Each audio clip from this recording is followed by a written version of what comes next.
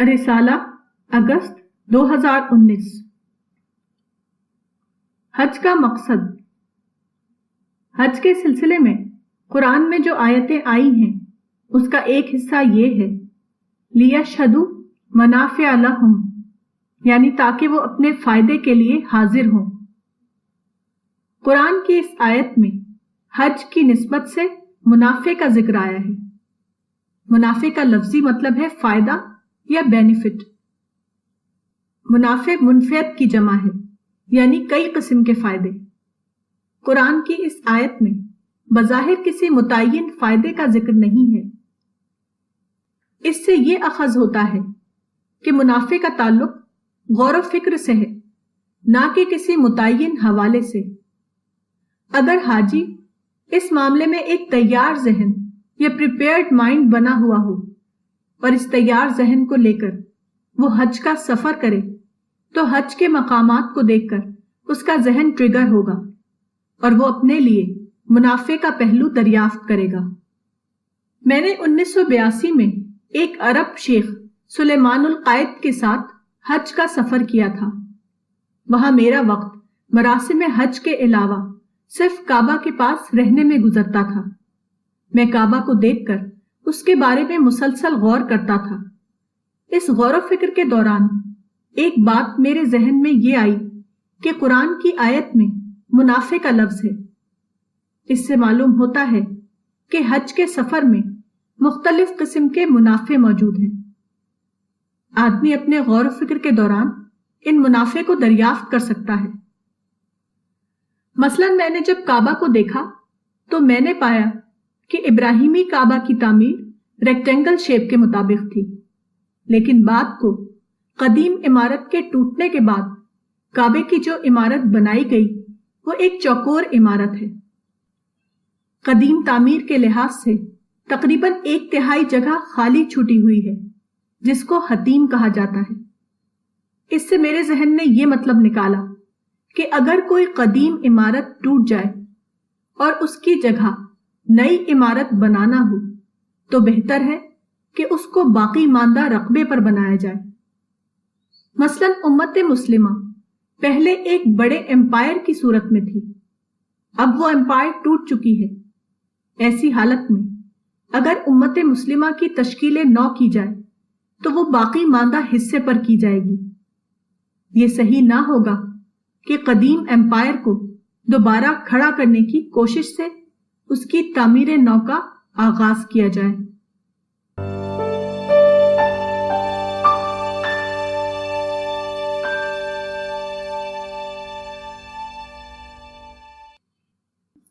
دعا کیسے کریں؟ میرے لیے ایک سائیکل خرید دیجیے، بیٹے نے باپ سے کہا۔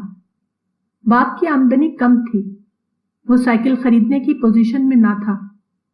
اس نے ٹال دیا۔ لڑکا بار بار کہتا رہا اور باپ بار بار منع کرتا رہا۔ بالآخر ایک روز باپ نے ڈانٹ کر کہا، میں نے کہہ دیا کہ میں سائیکل نہیں خریدوں گا، اب آئندہ مجھ سے اس قسم کی بات مت کرنا۔ یہ سن کر لڑکے کی آنکھوں میں آنسو آ گئے۔ وہ کچھ دیر چپ رہا، اس کے بعد روتے ہوئے بولا، آپ ہی تو ہمارے باپ ہیں، پھر آپ سے نہ کہیں تو اور کس سے کہیں؟ اس جملے نے باپ کو تڑپا دیا۔ اچانک اس کا انداز بدل گیا۔ اس نے کہا، اچھا بیٹے اطمینان رکھو، میں تمہارے لیے سائیکل خریدوں گا اور کل ہی خریدوں گا۔ یہ کہتے ہوئے باپ کی آنکھوں میں آنسو آ گئے۔ اگلے دن اس نے پیسے کا انتظام کر کے بیٹے کے لیے نئی سائیکل خرید دی۔ لڑکے نے بظاہر ایک لفظ کہا تھا، مگر یہ ایک ایسا لفظ تھا جس کی قیمت اس کی اپنی زندگی تھی، جس میں اس کی پوری ہستی شامل ہو گئی تھی۔ اس لفظ کا مطلب یہ تھا کہ اس نے اپنے آپ کو اپنے سرپرست کے آگے بالکل خالی کر دیا ہے۔ یہ لفظ بول کر اس نے اپنے آپ کو ایسے نقطے پر کھڑا کر دیا جہاں اس کی درخواست اس کے سرپرست کے لیے بھی اتنا ہی بڑا مسئلہ بن گئی جتنا خود اس کے لیے۔ اس واقعے سے سمجھا جا سکتا ہے کہ ذکر الہی کی وہ کون سی قسم ہے جو میزان کو بھر دیتی ہے اور جس کے بعد خدا کی رحمتیں بندے کے اوپر امڈ آتی ہیں۔ یہ رٹے ہوئے الفاظ کی تکرار نہیں ہے، نہ اس کا کوئی نصاب ہے۔ یہ ذکر کی وہ قسم ہے جس میں بندہ اپنی پوری ہستی کو انڈیل دیتا ہے۔ جب بندہ اپنے آپ کو اپنے رب کے ساتھ اتنا زیادہ شامل کر دیتا ہے کہ بیٹا اور باپ دونوں ایک ترازو پر آ جاتے ہیں۔ یہ وہ لمحہ ہے جبکہ ذکر محض لغت کا لفظ نہیں ہوتا، بلکہ ایک شخصیت کے پھٹنے کی آواز ہوتا ہے۔ اس وقت خدا کی رحمتیں اپنے بندے پر ٹوٹ پڑتی ہیں۔ بندگی اور خدائی دونوں ایک دوسرے سے راضی ہو جاتے ہیں۔ قادر مطلق عاجز مطلق کو اپنی آغوش میں لے لیتا ہے۔ مادی حالات، روحانی دعائیں۔ حضرت موسیٰ علیہ السلام پر قتل کا الزام عائد ہو گیا اور مصری سرداروں نے مشورہ کیا کہ انہیں ہلاک کر دیں، تو حضرت موسیٰ علیہ السلام مصر سے مدین چلے گئے۔ مدین اس زمانے میں خلیج عقبہ کے مشرقی اور مغربی کناروں پر واقع علاقے کو کہا جاتا تھا، جہاں بنی مدیان آباد تھے۔ یہ مقام فرعون مصر کی سلطنت سے باہر تھا، اس لیے حضرت موسیٰ علیہ السلام نے مصر سے نکل کر مدین کا رخ کیا۔ قرآن میں ہے کہ جب آپ خوف اور اندیشے کی حالت میں سفر کر رہے تھے تو اللہ کو یاد کرتے ہوئے آپ کی زبان سے یہ کلمہ نکلا، عسیٰ ربی ان یہدینی سواء السبیل، یعنی امید ہے کہ میرا رب مجھے ٹھیک راستے کی طرف رہنمائی کرے گا۔ بعض مفسرین قرآن نے اس کو محض راستے کی تلاش کے معنی میں لیا ہے۔ ایک مفسر اس کی تشریح کرتے ہوئے لکھتے ہیں، یعنی ایسے راستے پر جس سے میں بخیریت مدین پہنچ جاؤں۔ یہ الفاظ اس کیفیت کی ترجمانی کے لیے بہت ناقص ہیں جو حضرت موسیٰ کے دل میں پیدا ہوئی تھی۔ یہ ایک مومنانہ کلمہ ہے، نہ کہ عام معنوں میں محض ایک راستے کے مسافر کی دعا۔ حضرت موسیٰ کو اگرچہ مادی حالات نے مصر سے نکال کر مدین کے راستے پر ڈالا تھا، مگر بندہ مومن کا یہ حال ہوتا ہے کہ مادی واقعات کے اندر بھی اس کی زبان سے روحانی دعائیں نکلتی ہیں۔ بظاہر وہ اس زمین میں راستہ تلاش کر رہا ہوتا ہے، مگر زمین میں راستے کی تلاش اس کے لیے دوسری دنیا کی یاد دہانی بن جاتی ہے۔ مگر اس کے اندر کا طوفان پکار رہا ہوتا ہے، خدایا مجھے وہاں پہنچا دے جہاں میں تجھ کو پا سکوں، کیونکہ انسان کی حقیقی منزل وہی ہے۔ حضرت موسیٰ علیہ السلام کا یہ کلمہ ایک نازک ایمانی کیفیت کا کلمہ ہے۔ اس کو سفر اور جغرافیہ کے الفاظ میں بیان نہیں کیا جا سکتا۔ جو لوگ حقیقی معنوں میں اپنے رب کو پالیں، ان کے جینے کی سطح بالکل دوسری ہو جاتی ہے۔ وہ موجودہ دنیا میں رہتے ہوئے بھی آخرت کی فضاؤں میں پہنچ جاتے ہیں۔ وہ آج کی لذتوں اور تلخیوں کو دیکھتے ہوئے کل کی جنت اور جہنم کو یاد کرنے لگتے ہیں۔ مومن حقیقت میں وہی ہے جو دنیا میں آخرت کے عالم کو دیکھ لے، جو حالت غیب میں رہتے ہوئے حالت شہود میں پہنچ جائے۔ غیر مومن پر بھی وہ دن آئے گا جبکہ وہ آخرت کی دنیا کو اپنی آنکھوں سے دیکھے گا، مگر یہ اس وقت ہوگا جبکہ غیب و شہود کا فرق مٹ چکا ہوگا، جب قیامت کی چنگھاڑ سارے پردوں کو پھاڑ دے گی۔ مگر اس وقت کا دیکھنا کسی کے کچھ کام نہ آئے گا، کیونکہ وہ بدلہ پانے کا وقت ہوگا، نہ کہ ایمان و یقین کا ثبوت دینے کا وقت۔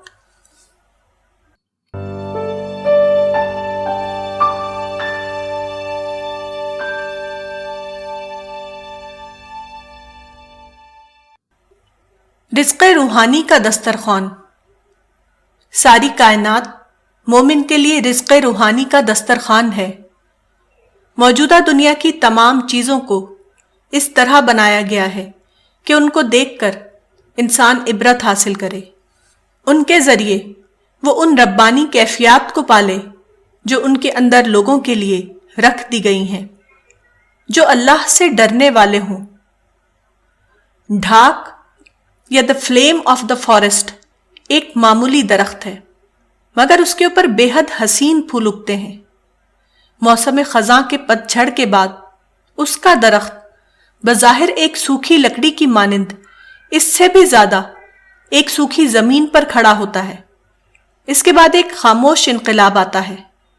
حیرت انگیز طور پر نہایت خوش رنگ پھول اس کی شاخوں میں کھل اٹھتے ہیں۔ سوکھی لکڑی کا ایک ڈھانچہ لطیف اور رنگین پھولوں سے ڈھک جاتا ہے۔ ایسا معلوم ہوتا ہے گویا ایک محروم اور بے قیمت وجود کے لیے خدا نے خصوصی طور پر اپنی خوبصورت چھتری بھیج دی ہے۔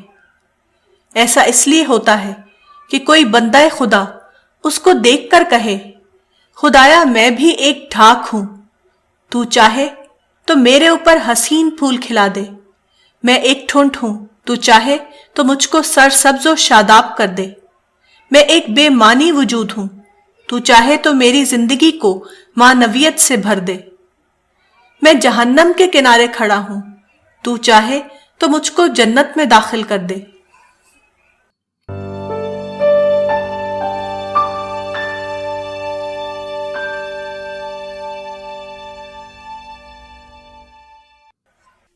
الخیر فیما وقع، ایک مشہور عربی قول ان الفاظ میں آیا ہے، الخیر فیما وقع، یعنی جو ہوا وہی بہتر ہے۔ What happens happens for the good۔ یہ قول غالباً امید خیر کے معنی میں ہے، یعنی معاملے کا سرا سب کا سب اللہ رب العالمین کے ہاتھ میں ہے، اس لیے یہ امید رکھو کہ جو ہوا اس میں خداوند رحمان و رحیم نے ہمارے لیے کوئی خیر رکھا ہوگا۔ اس طرح یہ قول گویا دعا کے معنی میں ہے۔ ایک حدیث قدسی میں آیا ہے، اِنَّ رحمتی غلبت غضبی، صحیح بخاری، یعنی میری رحمت میرے غضب پر غالب ہے۔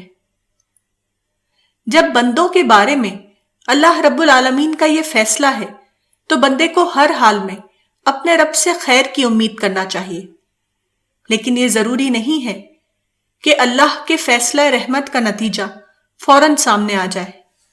نتیجے میں تاخیر ہو سکتی ہے، لیکن اصولی اعتبار سے اللہ کا فیصلہ بہرحال بندے کے لیے رحمت پر مبنی فیصلہ ہوگا۔ بندہ اپنی سوچ کے لحاظ سے رحمت کا طالب ہوتا ہے، لیکن اللہ کا فیصلہ رحمت کے عمومی مصلحت کے مطابق ظاہر ہوتا ہے۔ اس لیے عین ممکن ہے کہ بندہ جلدی کا طالب ہو، لیکن اللہ کا فیصلہ بندے تک تاخیر کے ساتھ پہنچے۔ ایسی حالت میں بندے کو چاہیے کہ وہ ہر حال میں امید پر قائم رہے، وہ ہر حال میں یقین رکھے کہ اللہ رب العالمین اس کے ساتھ رحمت کا معاملہ فرمائے گا، خواہ اس فیصلے کا ظہور تاخیر کے ساتھ ہو یا جلد ہی اس کا ظہور سامنے آ جائے۔ بندہ اپنی خواہش کے مطابق طالب بن جاتا ہے، لیکن اللہ کا فیصلہ اپنے مقرر منصوبے کے مطابق ظاہر ہوتا ہے۔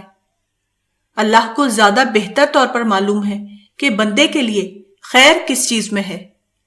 اللہ کا فیصلہ خود اپنے فیصلے کے مطابق ظاہر ہوتا ہے، نہ کہ بندے کی خواہش کے مطابق۔ بندے کو یقین رکھنا چاہیے کہ اس کے حق میں اللہ کا جو فیصلہ بھی ہو، بہرحال وہ اس کے لیے خیر پر مبنی ہوگا۔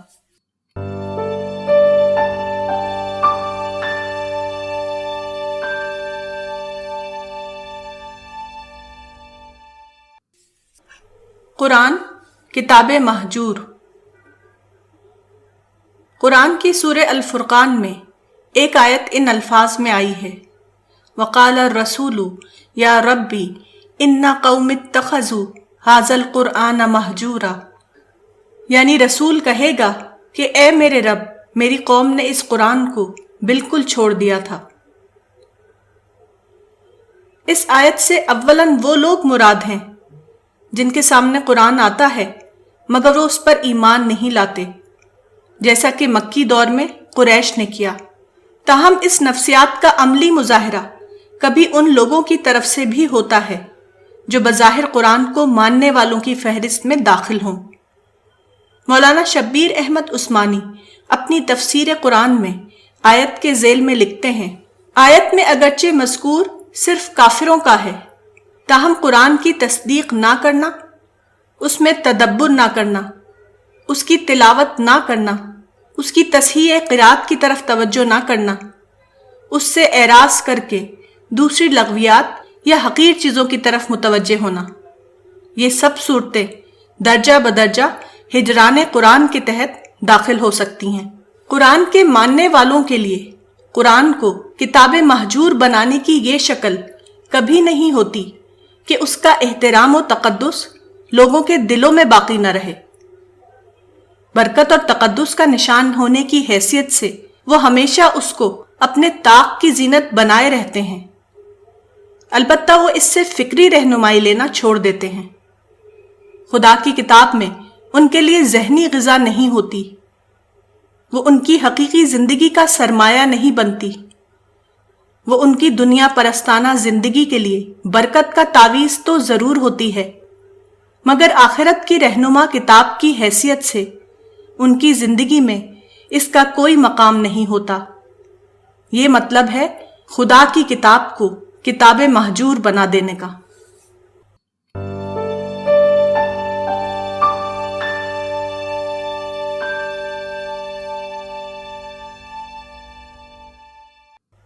دعوت کے کام میں استقامت۔ قرآن میں پیغمبر اسلام کو خطاب کرتے ہوئے ایک آیت ان الفاظ میں آئی ہے، فَاصْبِرْ كَمَا صَبَرَ أُولُو الْعَزْمِ مِنَ الرُّسُلِ وَلَا تَسْتَعْجِلْ لَهُمْ كَأَنَّهُمْ يَوْمَ يَرَوْنَ مَا يُوعَدُونَ لَمْ يَلْبَثُوا إِلَّا سَاعَةً مِّن نَّهَارٍ بَلَاغٌ فَهَلْ يُهْلَكُ إِلَّا الْقَوْمُ الْفَاسِقُونَ، یعنی پس تم صبر کرو جس طرح ہمت والے پیغمبروں نے صبر کیا، اور ان کے لیے جلدی نہ کرو۔ جس دن یہ لوگ اس چیز کو دیکھیں گے جس کا ان سے وعدہ کیا جا رہا ہے، تو گویا کہ وہ دن کی ایک گھڑی سے زیادہ نہیں رہے، یہ پہنچا دینا ہے، بس وہی لوگ برباد ہوں گے جو نافرمانی کرنے والے ہیں۔ دعوت اللہ کا کام ایک بے حد نازک کام ہے۔ اس کام میں دائی کو ہر قدم پر استقامت یا پرسیویرنس کا ثبوت دینا پڑتا ہے۔ استقامت سے مراد یہ نہیں ہے کہ دائی اور مدعو کے درمیان لڑائی ہو اور آپ اس میں جم کر مقابلہ کریں، بلکہ اس کا مطلب ہے صبر و برداشت کی استقامت۔ دعوت اللہ کا کام پورا کا پورا صبر و برداشت کا امتحان ہے۔ مدعو کی بے رخی کو برداشت کرنا، مدعو کی کڑوی باتوں کو برداشت کرنا، مدعو کی گالیوں کے جواب میں ان کے لیے دعائیں کرنا وغیرہ۔ دعوت اللہ کا کام یک طرفہ صبر کا کام ہے۔ دعوتی اخلاق یہ ہے کہ مدعو آپ سے بدسلوکی کرے اور آپ اس کے ساتھ اچھے اخلاق پر قائم رہیں۔ دائی کے اخلاق کو ایک حدیث میں ان الفاظ میں بیان کیا گیا ہے، امرنی ربی ان اصل من قطعنی وان اؤتی من حرمنی واعفو عمن ظلمنی، جامع الاصول، یعنی اللہ نے مجھے حکم دیا ہے کہ میں اس سے جڑوں جو مجھے کاٹے، اور میں اس کو عطا کروں جو مجھے محروم کرے، اور اس کو معاف کر دوں جس نے مجھ پر ظلم کیا۔ دعوت اللہ کا کام ایک ایسا کام ہے جس میں مدعو کے مقابلے میں دائی کا کوئی حق نہیں ہوتا، اس کی صرف ذمہ داریاں ہی ذمہ داریاں ہوتی ہیں۔ مثلا پیغمبر اسلام صلی اللہ علیہ وسلم کا مشن یہ تھا کہ بت پرستی کے کلچر کو دنیا سے ختم کیا جائے، لیکن آپ نے پہلے لمبی مدت تک اس بت پرستی کے کلچر کو برداشت کیا، حتیٰ کہ آپ نے اس کو بھی برداشت کیا کہ لوگ مقدس کعبہ کو عملاً بت پرستی کا مرکز بنا دیں۔ آپ نے کعبہ میں بت پرستی کو برداشت کیا تاکہ آپ اس کو بطور موقع استعمال کریں۔ چنانچہ آپ نے کعبہ میں بت پرستی کے اجتماع کو اپنے لیے لمبی مدت تک بطور آڈینس استعمال کیا۔ کعبہ میں آپ نے بت پرستی کی سرگرمیوں کو دیکھا اور اس پر کبھی احتجاج یا ٹکراؤ نہیں کیا وغیرہ۔ موجودہ زمانے میں دعوتی تیاری کا پہلا کام یہ ہے کہ اہل ایمان اس حقیقت کو دریافت کریں کہ ان کی حیثیت دائی کی ہے اور دوسری اقوام کی حیثیت مدعو کی۔ موجودہ زمانے کے مسلمان ماضی کے اثر کے تحت اس حقیقت سے بے خبر ہو گئے ہیں۔ وہ اپنے آپ کو ایک قوم اور دوسرے لوگوں کو دوسری قوم سمجھتے ہیں۔ یہ دو قومی نظریہ ہے، اور دو قومی نظریہ ایک سراسر غیر اسلامی تصور ہے۔ یہ ایک مبنی بر جہالت تصور ہے۔ قرآن و حدیث میں اس کی کوئی اصل موجود نہیں۔ پیغمبر اسلام صلی اللہ علیہ وسلم ایک انقلابی پیغمبر تھے، مگر یہ انقلاب ایک پروسیس کے روپ میں لمبی تاریخ کے دوران ظہور میں آیا، نہ کہ کسی اچانک اعلان کے ذریعے۔ یعنی پیغمبر اسلام صلی اللہ علیہ وسلم بلا شبہ ایک عالمی پیغمبر تھے، لیکن اس کا ظہور یک بارگی نہیں ہوا، بلکہ تاریخی پروسیس کی صورت میں لمبی مدت کے دوران ہوا۔ اس تاریخی پروسیس میں صرف امت محمدی شامل نہیں تھی، بلکہ دوسری اقوام نے بھی اس تاریخی پروسیس میں حصہ لیا۔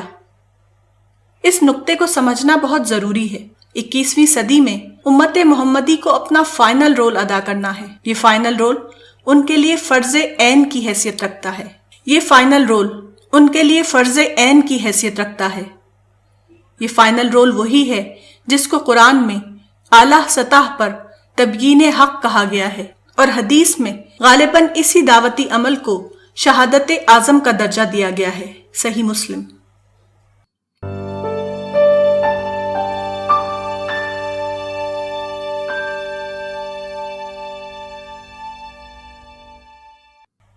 اسلامی دعوت، the need for reorientation in Islamic دعوت۔ پیغمبر اسلام صلی اللہ علیہ وسلم کا مشن دعوت اللہ یا اسلامی دعوت تھا۔ آپ نے یہ کام 610 عیسوی میں مکہ میں شروع کیا۔ اس وقت آپ اس مشن میں تنہا تھے۔ پھر دھیرے دھیرے لوگ اسلام قبول کرتے رہے اور آپ کے ساتھیوں کی تعداد بڑھتی رہی۔ ابتدائی 13 سال تک اسلامی دعوت کا کام اسی طرح چلتا رہا۔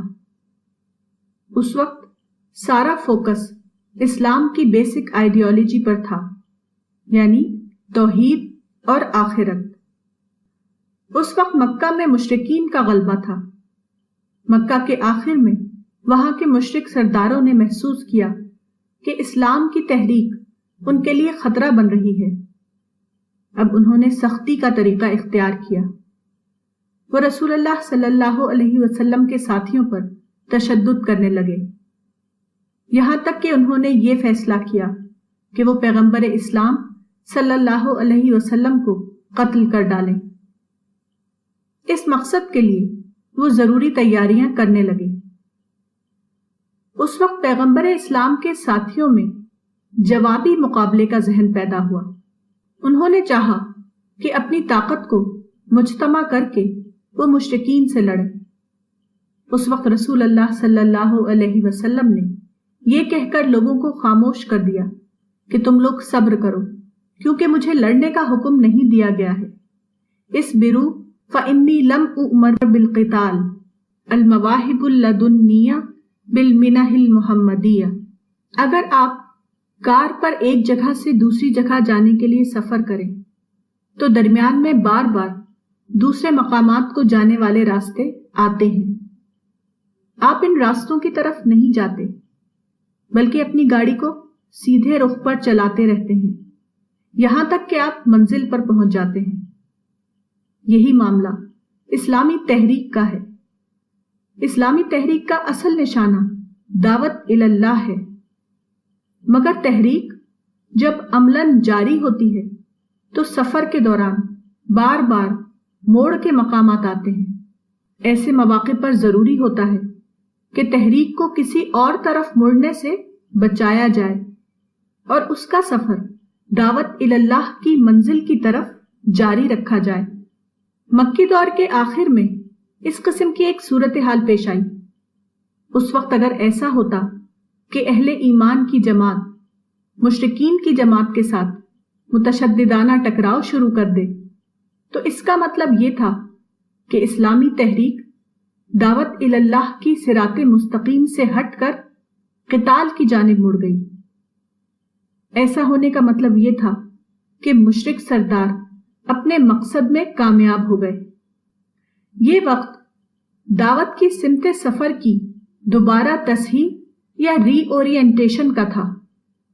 اس وقت پیغمبر اسلام صلی اللہ علیہ وسلم نے مکہ سے ہجرت کا فیصلہ کیا۔ ہجرت کیا تھی؟ وہ فرار یا فلائٹ یا پسپائی نہ تھی۔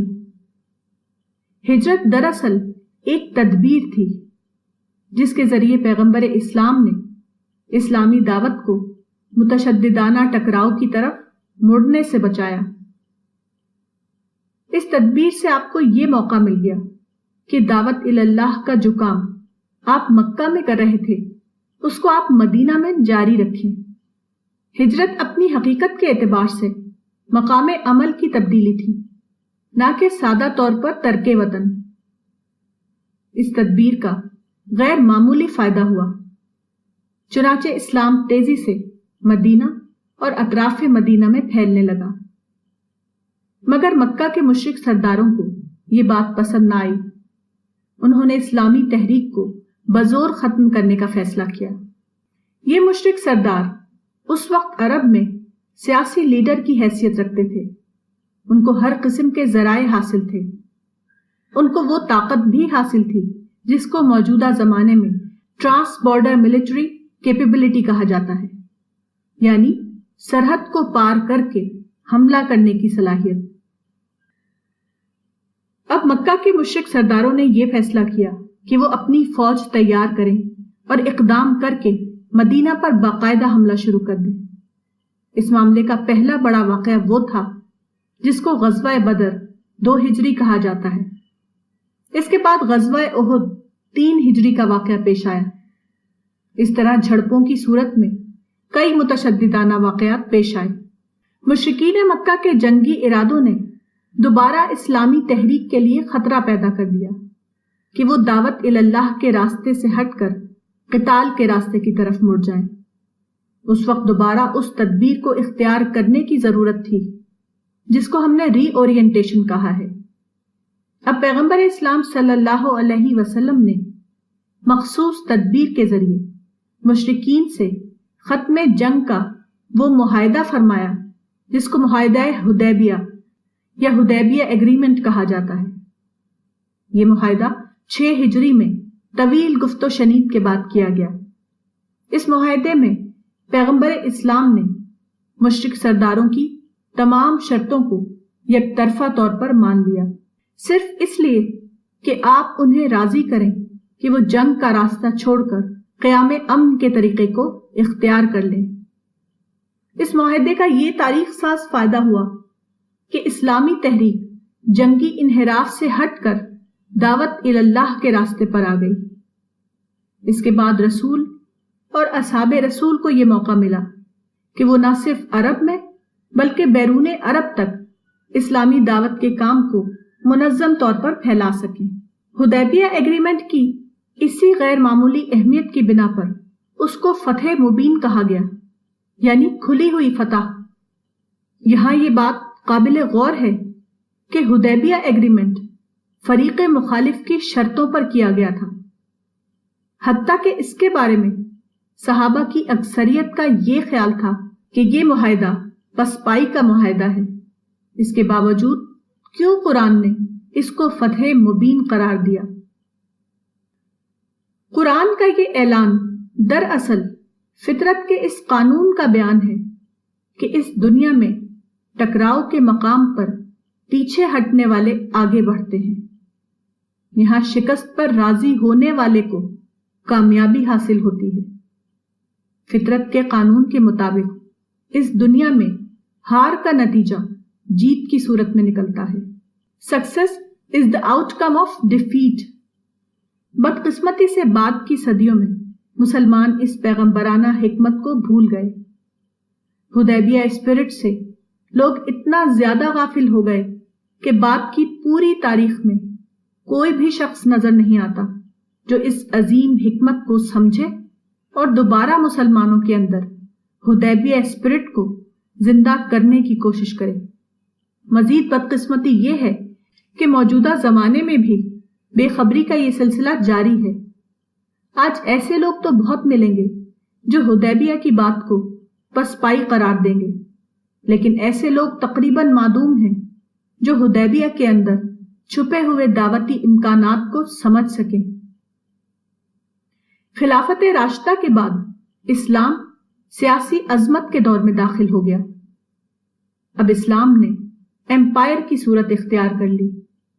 اموی ایمپائر، عباسی ایمپائر، فاطمی ایمپائر، اندلسی ایمپائر، مغل ایمپائر اور عثمانی ایمپائر وغیرہ۔ یہ دور تاریخی اعتبار سے عظمت کا دور تھا، لیکن دعوت اللہ کے اعتبار سے وہ انحراف یا ڈائیورژن کا دور بن گیا۔ اب مسلمانوں میں دعوتی ذہن کے بجائے سیاسی ذہن عام ہو گیا۔ اسی سیاسی ذہن کے تحت یہ کہا جانے لگا کہ مسلمان زمین میں خدا کے خلیفہ وائس جیرنٹ آف گاڈ ہیں۔ ہمارا کام یہ ہے کہ ہم ساری دنیا میں اسلام کی حکومت قائم کریں۔ اسی سوچ کے زیر اثر یہ نظریہ پیدا ہوا کہ مسلم ممالک دارالاسلام ہیں اور غیر مسلم ممالک دارالحرب یا دارالکفر کی حیثیت رکھتے ہیں۔ اس نظریے کا یہ منفی نتیجہ نکلا کہ مسلمان دوسری قوموں کو مدعو کے بجائے حریف اور رقیب کے روپ میں دیکھنے لگے۔ مسلمان عمومی طور پر دعوت اللہ کے طریقے سے ہٹ کر سیاسی اقتدار کے منحرف راستے پر چلنے لگے۔ ان بعد کی صدیوں میں اگرچہ عمومی سطح پر مسلمانوں کا ذہن یہی تھا، لیکن جزئی طور پر مسلمانوں کے اندر ایسے گروہ اٹھتے رہے جو غیر سیاسی میدان میں اسلام کو آگے بڑھاتے رہے۔ مثال کے طور پر محدثین نے سیاسی سرگرمیوں کو چھوڑ کر اپنے آپ کو حدیث رسول کی خدمت میں لگایا۔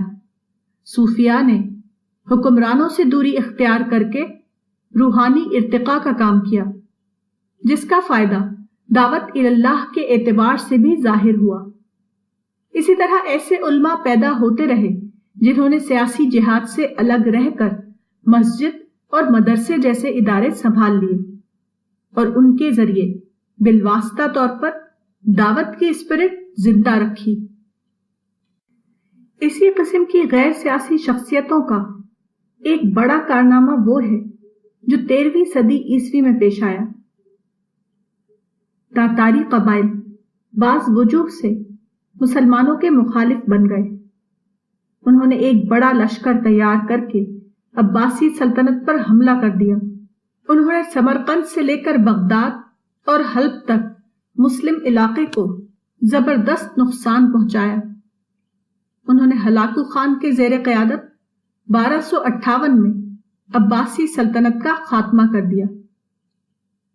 لیکن اس کے بعد یہ ہوا کہ ان تاتاری فاتحین نے اسلام قبول کر لیا۔ یہ واقعہ اتنا حیرت انگیز تھا کہ مورخین نے اس کا مندرجہ ذیل قسم کے الفاظ میں اعتراف کیا۔ The conquerors had accepted the religion of the conquered. T.W. Arnold, The Preaching of Islam, London, 1913, page 2. The religion of the Muslims had conquered where their arms had failed. P.K. Hitty, History of the Arabs, London, 1989, page 488. 19ویں صدی عیسوی میں اسلام کی تاریخ ایک نئے دور میں داخل ہوتی ہے۔ اب ایسا ہوا کہ مغربی قومیں جدید سائنس اور جدید ٹیکنالوجی سے مسلح ہو کر مسلم علاقوں میں داخل ہو گئیں۔ انہوں نے ایشیا اور افریقہ کے مسلم ملکوں پر براہ راست یا بالواسطہ قبضہ کر لیا۔ اس دور کو نو آبادیاتی دور یا کلونیل پیریڈ کہا جاتا ہے۔ اس دور میں دعوت اللہ کے نقطۂ نظر سے سب سے بڑا انحراف پیدا ہوا۔ اب تمام دنیا کے مسلمان منفی رد عمل کا شکار ہو گئے۔ ہر جگہ ایسے مسلم لیڈر اٹھے جو مغربی قوموں کو اسلام کا دشمن بتا کر ان کے خلاف فکری یا عملی لڑائی لڑنے لگے۔ نو آبادیاتی دور ایک اعتبار سے گلوبل انٹریکشن کا دور تھا۔ جدید کمیونیکیشن کی بنا پر ایسا ہوا کہ ساری دنیا میں لوگوں کی آمد و رفت بڑے پیمانے پر ہونے لگی۔ اس دوران قدرتی طور پر ایسا ہوا کہ مغربی قوموں کا انٹریکشن مسلمانوں سے ہونے لگا۔ ایک نیا عملی شعبہ استشراق یا اورینٹلزم پیدا ہوا، جس کے تحت مغربی علماء بڑے پیمانے پر اسلامی مضامین کا مطالعہ کرنے لگے۔ اسلام ایک فطری مذہب ہے، وہ انسان کی فطرت کو اپیل کرتا ہے۔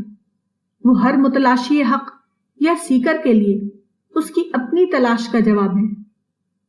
اس بنا پر ایسا ہوا کہ اسلام خود اپنے زور پر لوگوں کے دلوں اور دماغوں میں داخل ہونے لگا۔ مغرب کے سنجیدہ افراد اپنے آپ اسلام قبول کرنے لگے۔ مثلا برطانیہ میں لارڈ ہیڈلے فاروق، ہنگری میں ڈاکٹر عبد الکریم جرمانوس، آسٹریا میں ڈاکٹر لیوپولڈ اسد وغیرہ۔ تاہم یہ دعوتی عمل یا دعوی پروسیس زیادہ بڑے پیمانے پر جاری نہ ہو سکا، کیونکہ زیادہ بڑے پیمانے پر دعوتی عمل جاری ہونے کے لیے ضرورت ہے کہ مسلمان براہ راست دعوتی سرگرمیاں انجام دیں۔ مگر ابلیس نے اپنی تزیین کے ذریعے مسلمانوں کو غیر دعوتی کاموں کی طرف متوجہ کر دیا۔ اس بنا پر دعوتی عمل مسلمانوں کی مین اسٹریم میں داخل نہ ہو سکا۔ ابلیس یا شیطان یہ کام کس طرح کرتا ہے؟ اس کا جواب قرآن سے معلوم ہوتا ہے۔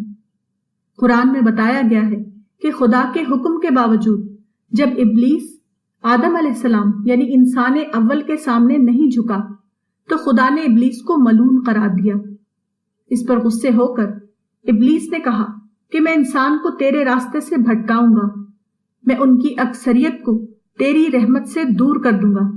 لَأُزَيِّنَنَّ لَهُمْ فِي الْأَرْضِ وَلَأُغْوِيَنَّهُمْ أَجْمَعِينَ۔ اس آیت میں اغوا کا لفظ ہے۔ اغوا کے لفظی معنی ہے سیدھے راستے سے بھٹکانا۔ اس کا مطلب یہ ہے کہ ابلیس کے لیے جہنم مقدر ہو گئی، اس لیے انتقامی جذبے کے تحت اس نے کہا کہ میں تمام انسانوں کو تیرے راستے سے منحرف کر دوں گا۔ I will certainly cause them all to deviate۔ ابلیس کے پاس انسان کو بھٹکانے کے لیے مختلف طریقے ہیں۔ ان میں سے ایک طریقہ وہ ہے جو خاص طور پر اہل ایمان کے ساتھ مخصوص ہے۔ اہل ایمان کی امتیازی صفت یہ ہے کہ وہ پیغمبر آخر الزماں کے بعد داعی الی اللہ کی حیثیت رکھتے ہیں۔ یہ حیثیت بیک وقت دو اعتبار سے نہایت اہم ہے۔ ایک یہ کہ اگر دعوت الی اللہ کا کام رک جائے تو عام انسانوں کے لیے جنت کی طرف رہنمائی کا عمل ختم ہو جائے گا۔ دوسرا یہ کہ دعوتی عمل چھوڑنے کی صورت میں خود اہل ایمان اپنی اہم ترین حیثیت کھو دیں گے۔ اس لیے اہل ایمان کے سلسلے میں ابلیس کی ہمیشہ یہ کوشش ہوتی ہے کہ وہ انہیں دعوت الی اللہ کے کام سے غافل کر دے۔ ابلیس یہ کام کس طرح کرتا ہے؟ اس کا جواب اغوا کے لفظ میں موجود ہے، جس کو ابلیس نے اپنے چیلنج کے وقت استعمال کیا تھا۔ اغوا کا لفظی مطلب انحراف یا ڈیویشن ہے۔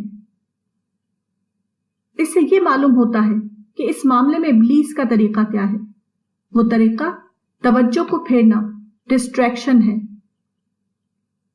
اس کوشش میں اس کا انحصار تزیین پر ہوتا ہے، یعنی دعوت کے سوا کسی اور چیز کو مزین کر کے یہ کوشش کرنا کہ لوگ دعوتی راستے کو چھوڑ کر کسی اور راستے کی طرف سرگرم ہو جائیں۔ دعوتی کام کی اہمیت کو گھٹانا اور غیر دعوتی کام کی اہمیت کو بڑھانا، یہ اس معاملے میں ابلیس کا خاص حربہ ہے، جس کو وہ ہر زمانے کے مسلمانوں کے اوپر استعمال کرتا ہے۔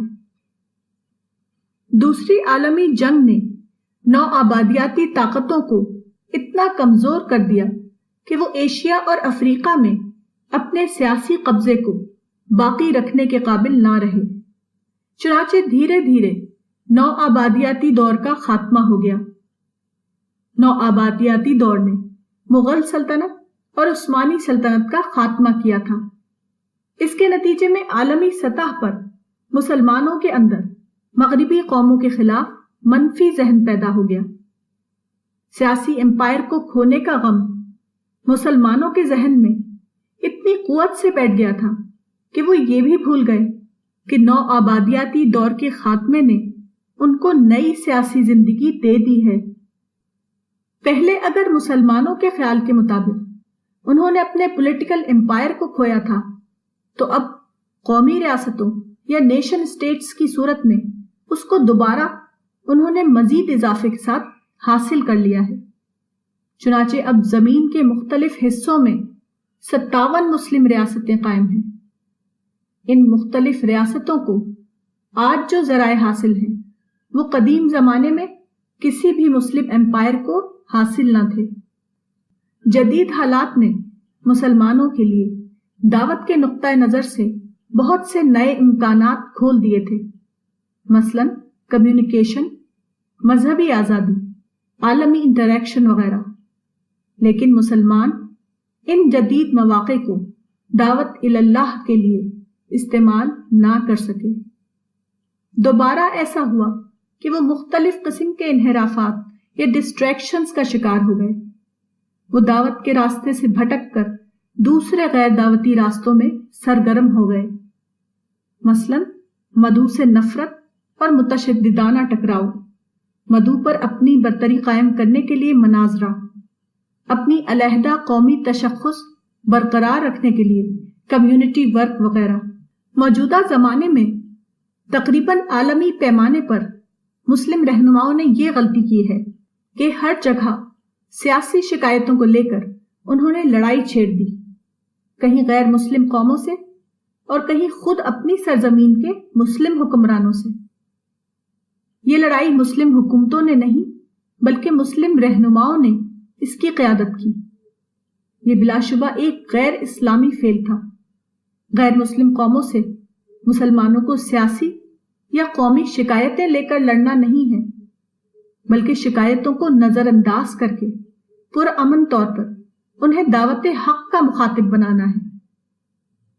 سیاسی اور قومی شکایتوں کی بنیاد پر مدعو قوموں سے لڑائی چھیڑنا بلا شبہ اسلامی تعلیمات کے خلاف ہے۔ قرآن میں واضح طور پر یہ حکم دیا گیا ہے کہ مدعو کی طرف سے پیش آنے والی ایذاؤں پر صبر کرو، شکایتی باتوں کو نظر انداز کرتے ہوئے مثبت انداز میں انہیں حق کا پیغام پہنچاتے رہو۔ یہی معاملہ مسلم حکمرانوں کا ہے۔ علماء کے اتفاق رائے کے مطابق مسلم حکمرانوں کے خلاف خروج کرنا حرام ہے۔ اس معاملے میں مسلم رہنماؤں کے لیے کرنے کا کام صرف ایک ہے، وہ یہ کہ مسلم حکمرانوں سے سیاسی ٹکراؤ نہ کرتے ہوئے دعوت اور تعلیم کے میدان میں پرامن جدوجہد کریں اور ایسا کرتے ہوئے مر جائیں۔ مگر موجودہ زمانے میں علماء اور رہنماؤں کی بڑی اکثریت نے اس کے خلاف عمل کیا۔ اس کے نتیجے میں دعوت اللہ کا کام انجام نہ پا سکا، حالانکہ وہ مسلمانوں کے اوپر فرض کے درجے میں ضروری تھا۔ مسلمانوں کا ایک اور گروہ ہے جس نے مسلم ٹکراؤ کا کام تو نہیں کیا، لیکن انہوں نے ایک اور کام کیا جو عملی ٹکراؤ سے کم نقصان دینا تھا۔ یہ مناظرہ یا ڈیبیٹ ہے۔ یہ لوگ متشددانہ ہتھیار استعمال نہیں کرتے، البتہ اسٹیج پر لفظوں کے ذریعے وہی کام انجام دے رہے ہیں جو دوسرے لوگ مقابلے کے میدان میں ہتھیاروں کے ذریعے انجام دے رہے ہیں۔ اس قسم کے لوگ اپنے کام کو دعوت کا عنوان دیے ہوئے ہیں، حالانکہ وہ دعوت نہیں ہے بلکہ وہ مناظرہ یا ڈیبیٹ ہے، اور مناظرے یا ڈیبیٹ کا دعوت سے کوئی تعلق نہیں۔ اصل یہ ہے کہ موجودہ زمانے کے مسلمان شکست خوردہ نفسیات یا ڈیفیٹسٹ مینٹیلٹی میں مبتلا ہیں۔ وہ شعوری یا غیر شعوری طور پر اس احساس میں جی رہے ہیں کہ وہ دوسری قوموں کے مقابلے میں شکست کھا گئے ہیں۔ اب ایک خطیب سٹیج پر کھڑا ہوتا ہے اور وہ لفظوں کی دنیا میں فاتحانہ مظاہرہ کر کے مسلمانوں کو یہ تسکین دیتا ہے کہ خواہ مقابلے کے میدان میں ہم دوسروں سے ہار چکے ہوں، لیکن سٹیج کے اوپر ہم ان کو شکست دے رہے ہیں۔ یہی نفسیات ہے جس کی بنا پر مسلمان ایسے خطیبوں کی باتوں پر تالیاں بجاتے ہیں اور اس وقت خوب خوش ہوتے ہیں جبکہ خطیب سٹیج پر کھڑا ہو کر یہ کہتا ہے، ان سب لوگوں کے اوپر بلڈوزر چلا دو، بلڈوز دیم آل۔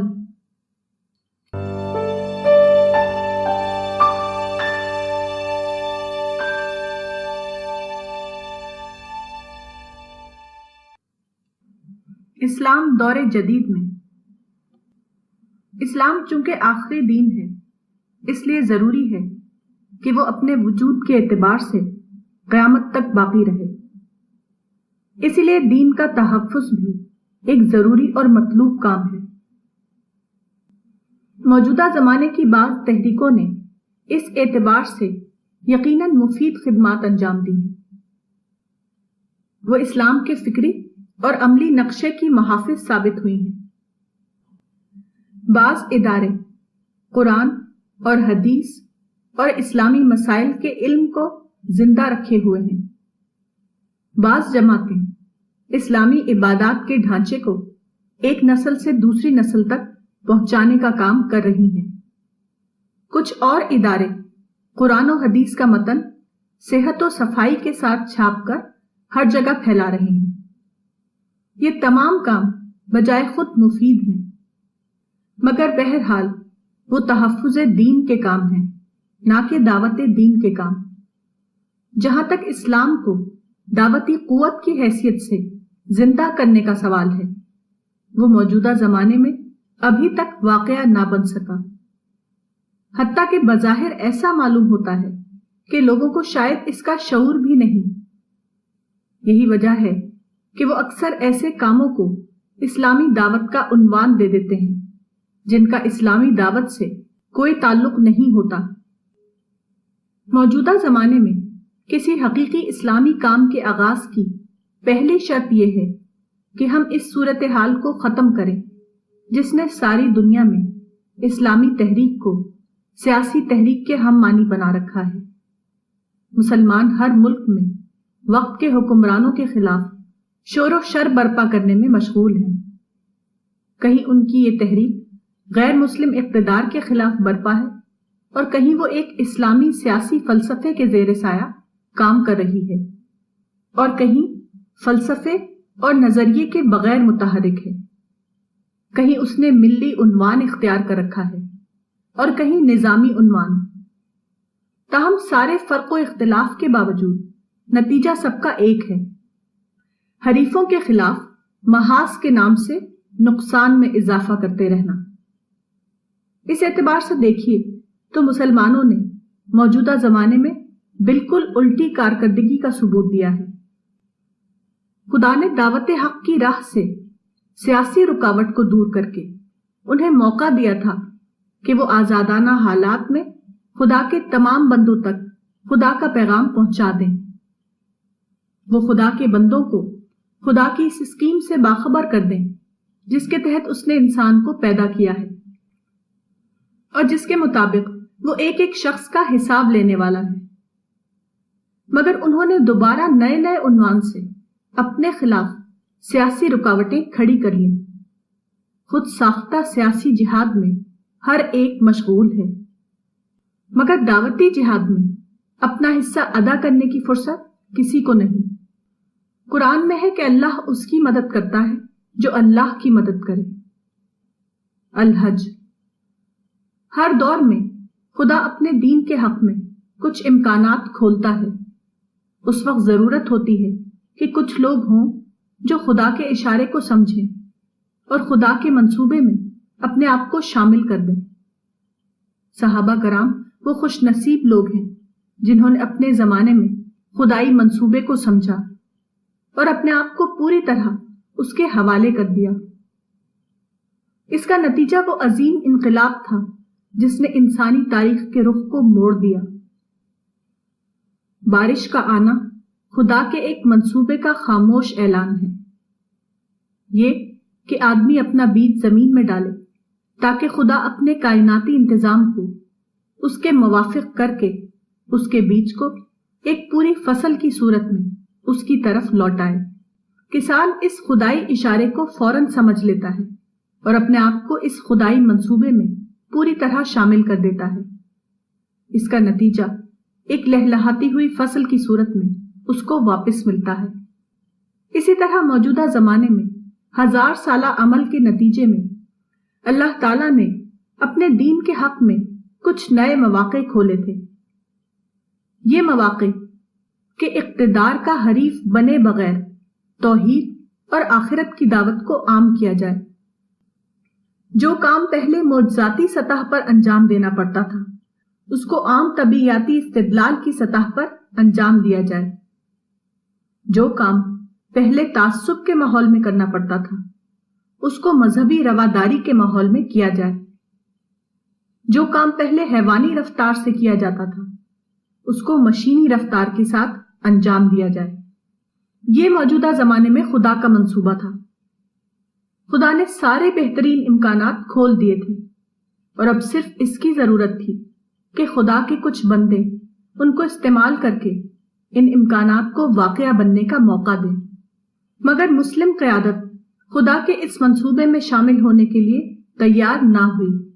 اس نے نئے نئے عنوانات کے تحت وہی سیاسی جھگڑے دوبارہ چھیڑ دیے جن کو خدا نے 1000 سالہ عمل کے نتیجے میں ختم کیا تھا۔ انہوں نے اسلامی دعوت کو سیاسی اور قومی دعوت بنا کر دوبارہ اسلام کو اقتدار کا حریف بنا دیا اور کہا کہ یہی عین خدا کا پسندیدہ دین ہے۔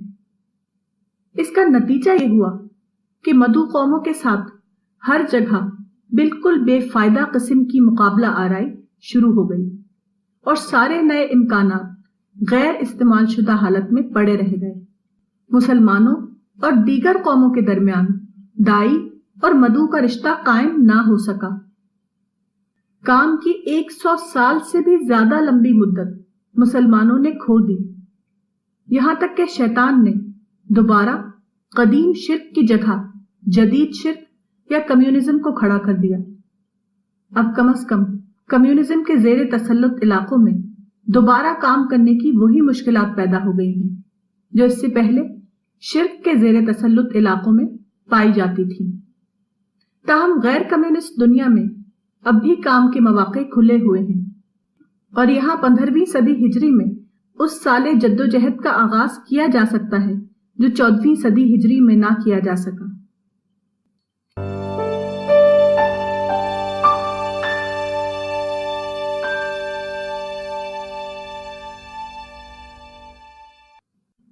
فراہی اسکول کا کنٹریبیوشن۔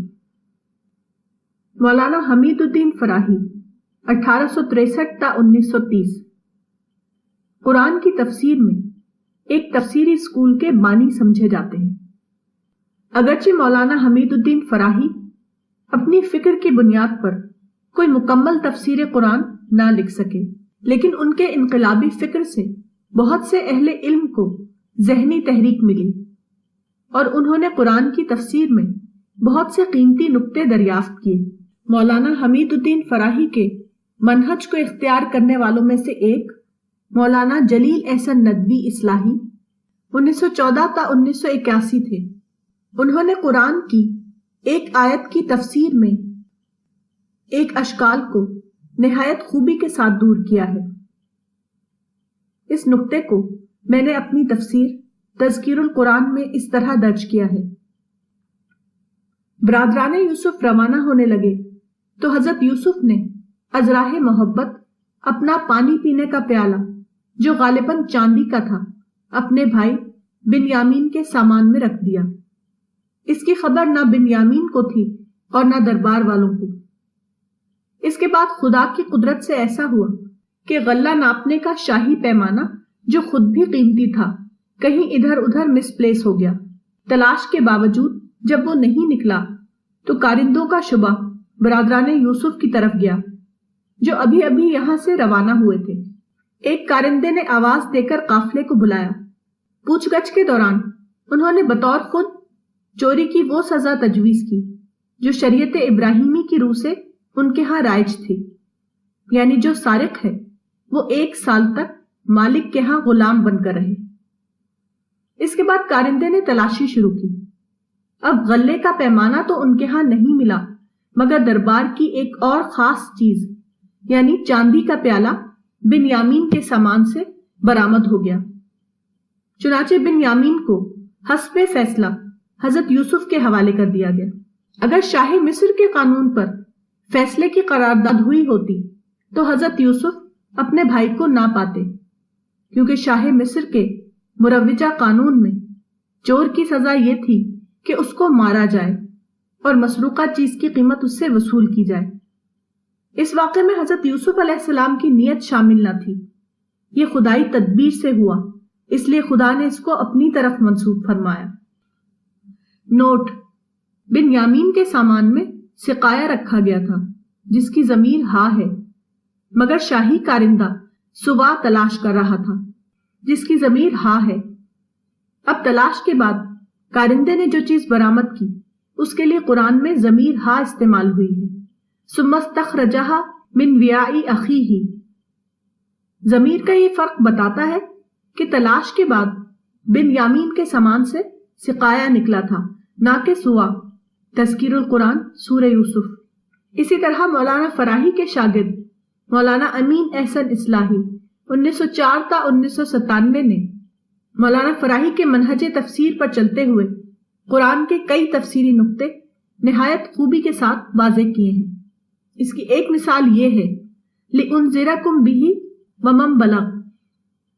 عام طور پر مفسرین نے ومن بلغ کو ضمیر منصوب پر معطوف مانا ہے، یعنی یہ قرآن اس لیے مجھ پر وحی کیا گیا ہے کہ میں اس کے ذریعے سے تم کو اور ان سب کو بیدار و ہوشیار کروں جن تک یہ پہنچے۔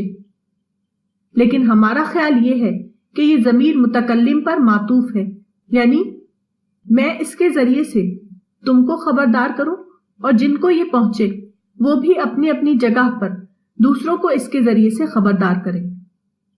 یہ گویا اس ذمہ داری کی یاد دہانی ہے جس کا ذکر دوسرے مقام میں یوں ہوا ہے فَلَوْلَا نَفَرَ مِن كُلِّ فِرْقَةٍ مِّنْهُمْ طَائِفَةٌ لِيَتَفَقَّهُوا فِي الدِّينِ وَلْيُنذِرُوا قَوْمَهُمْ إِذَا رَجَعُوا إِلَيْهِمْ۔ سورہ توبہ۔ بس ایسا کیوں نہ ہوا کہ ان کے ہر گروہ میں سے ایک جماعت دین کا علم حاصل کرنے کے لیے اٹھتی اور تاکہ وہ اپنی قوم کو خبردار کرتی جبکہ ان کی طرف واپس آتی۔ یہی حقیقت احادیث میں بھی واضح کی گئی ہے۔ چنانچہ نبی صلی اللہ علیہ وسلم نے اپنے تمام صحابہ پر انذار و تبلیغ کی ذمہ داری ڈالی اور فرمایا فَلْيُبَلِّغُ الشَّاهِدُ الْغَائِبَ، بس چاہیے کہ جو لوگ موجود ہیں وہ ان لوگوں کو پہنچا دیں جو موجود نہیں ہیں۔ لِتَكُونُوا شُهَدَاءَ عَلَى النَّاسِ وَيَكُونُ الرَّسُولُ عَلَيْكُمْ شَهِيدًا میں اس امت کا جو فریضہ منصبی بیان ہوا ہے اس سے بھی اسی مفہوم کی تائید نکلتی ہے جس کی طرف ہم نے اشارہ کیا ہے۔ تدبر قرآن سورہ الانعام۔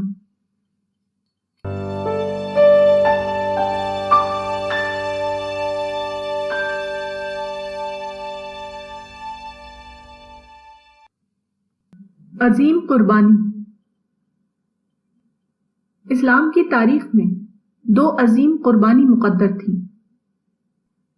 قربانی کے ان دونوں واقعات سے اسلام کی دور رس تاریخ بننے والی تھی۔ پہلی قربانی مکمل طور پر پیش آ چکی ہے، دوسری قربانی کے پیش آنے کا تاریخ کو انتظار ہے۔ اس دوسری قربانی کا وقت آخری طور پر آ گیا ہے۔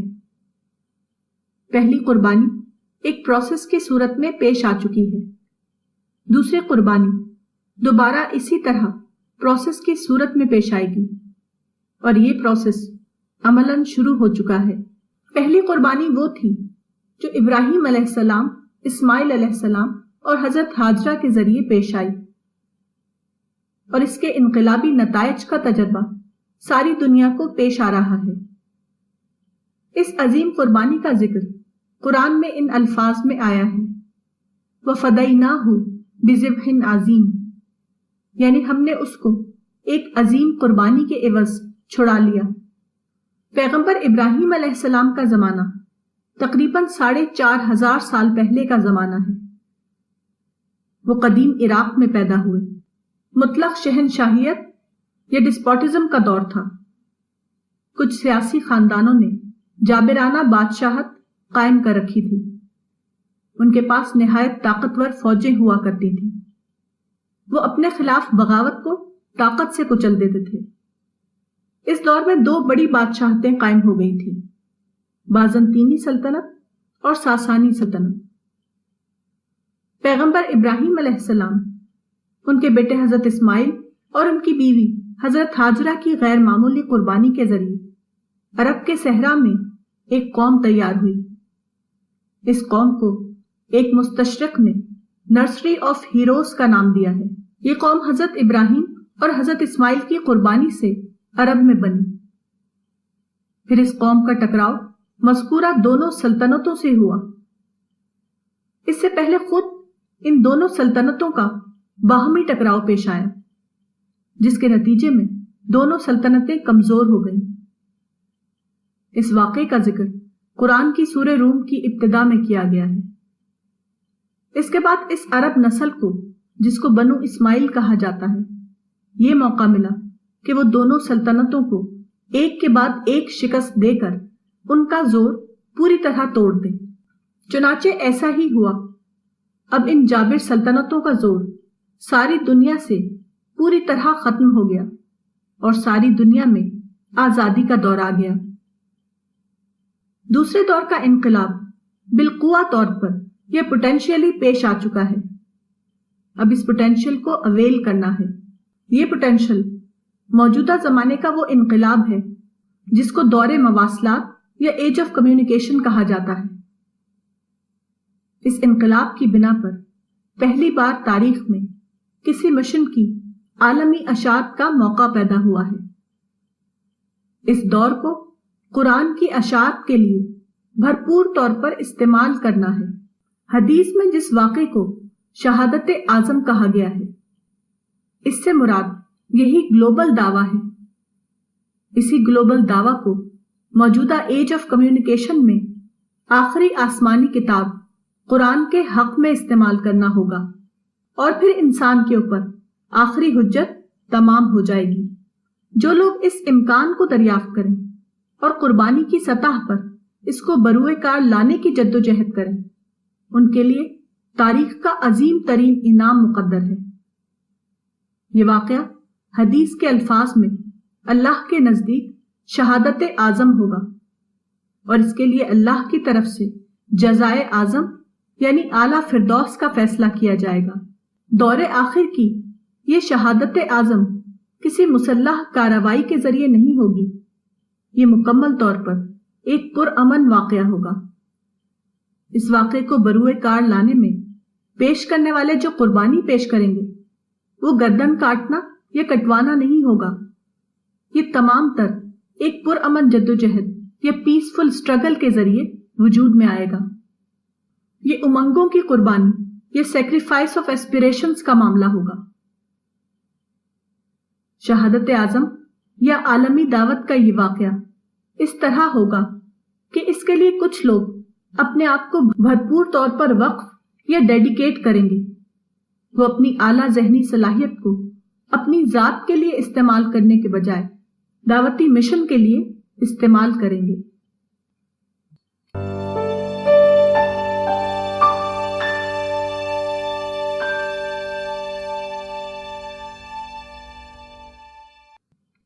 دعوی ایکسپلوژن۔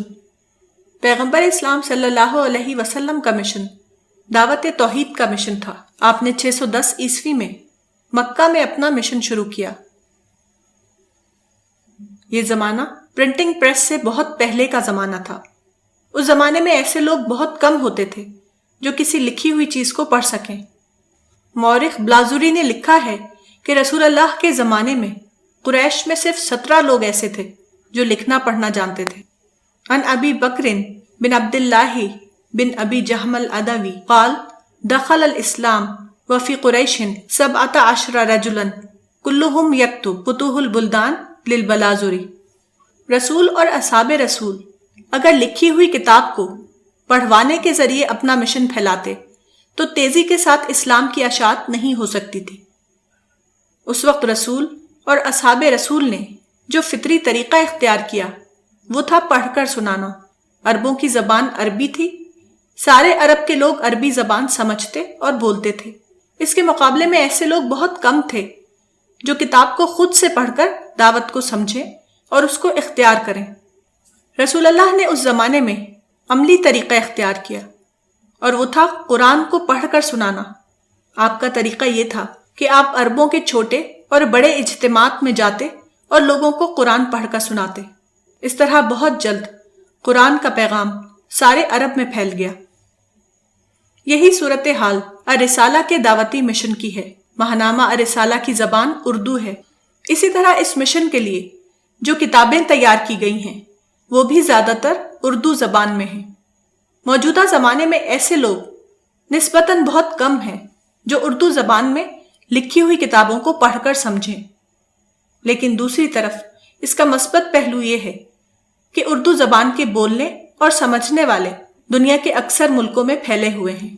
ایسے لوگوں کی تعداد بہت زیادہ ہے جو اگرچہ اردو کتاب نہیں پڑھ سکتے لیکن وہ سن کر بخوبی طور پر اردو زبان کو سمجھ سکتے ہیں۔ اس صورتحال میں الرسالہ مشن سے وابستہ لوگوں کے لیے دعوت کا ایک سنہری موقع موجود ہے، اور وہ ہے ماہنامہ الرسالہ یا اس سے متعلق اردو کتابوں کو پڑھ کر لوگوں کو سنانا۔ اس طرح وہ رسول اور اصحاب رسول کی سنت کو دوبارہ زندہ کرنے کا کریڈٹ پا سکتے ہیں۔ مزید یہ کہ ٹیکنالوجی نے موجودہ زمانے میں اس کام کو بہت زیادہ آسان بنا دیا ہے۔ وہ یہ کہ وائس ریکارڈنگ کا طریقہ اختیار کرتے ہوئے الرسالہ اور اس سے متعلق کتابوں کے مضامین کا ریکارڈ تیار کیا جائے اور ان کو وسیع طور پر لوگوں کے درمیان پھیلایا جائے۔ اس طرح لوگوں کو یہ موقع ہوگا کہ وہ سن کر الرسالہ مشن سے واقفیت حاصل کریں۔ کار میں سفر کرتے ہوئے وہ آڈیو ریکارڈنگ کو سنیں۔ الرسالہ مشن سے جڑے ہوئے بہت سے لوگ عملاً اس طریقے کو استعمال کر رہے ہیں۔ وہ الرسالہ اور اس سے متعلق کتابوں کا آڈیو تیار کر کے لوگوں کو پہنچا رہے ہیں۔ مثلاً ڈاکٹر وقار عالم امریکہ، مس شبانہ انصاری اور مسٹر خالد سید پاکستان، مولانا عبد الباسط عمری قطر۔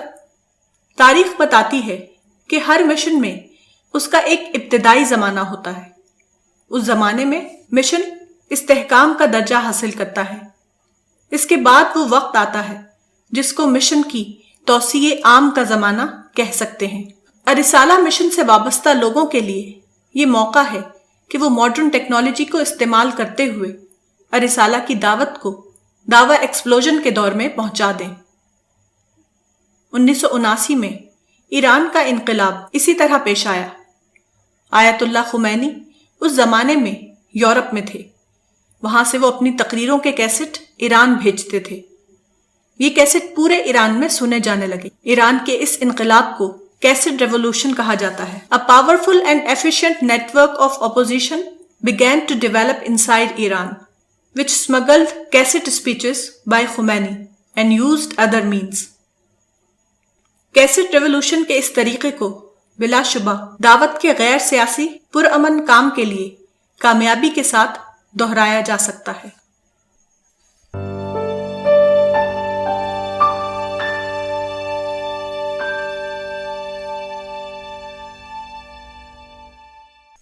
دنیا انتظار میں ہے۔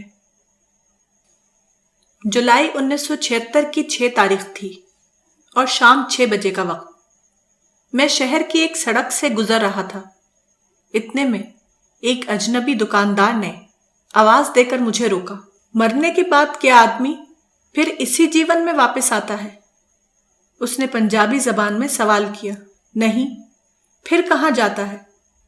اپنے مالک کے پاس چلا جاتا ہے حساب دینے کے لیے، اور اس کے بعد نرک میں جاتا ہے یا سورگ میں؟ یہ جواب سن کر بوڑھے دکاندار نے اپنی سیٹ پر پہلو بدلا اور خاموش ہو گیا۔ اس کا چہرہ بتا رہا تھا کہ وہ کسی گہری سوچ میں پڑ گیا ہے۔ مجھے محسوس ہوا کہ اب کچھ اور بولنا اس کی سوچ میں خلل ڈالنا ہوگا۔ میں چند منٹ تک اس کے اگلے سوال کا منتظر رہا اور اس کے بعد آگے بڑھ گیا۔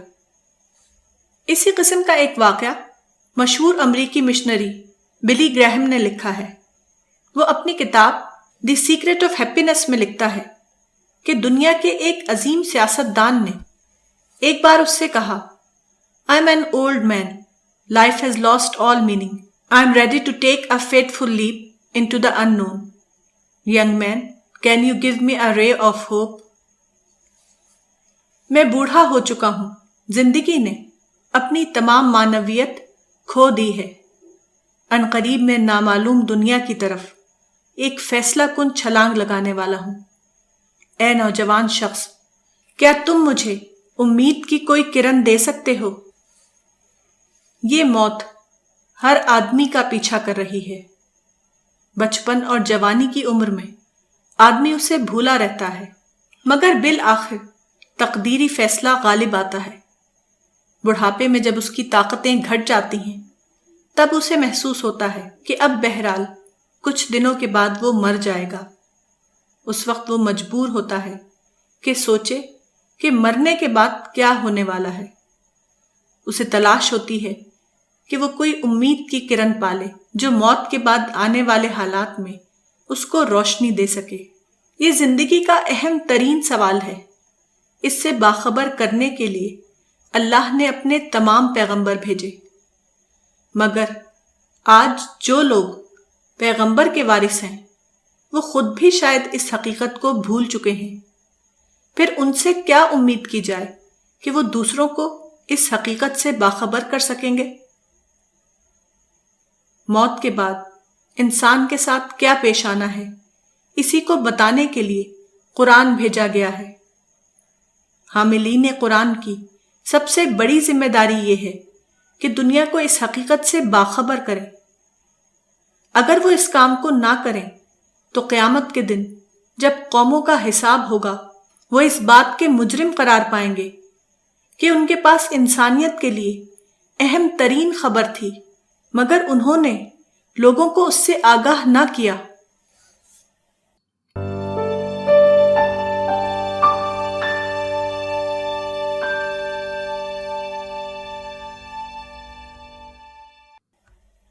امن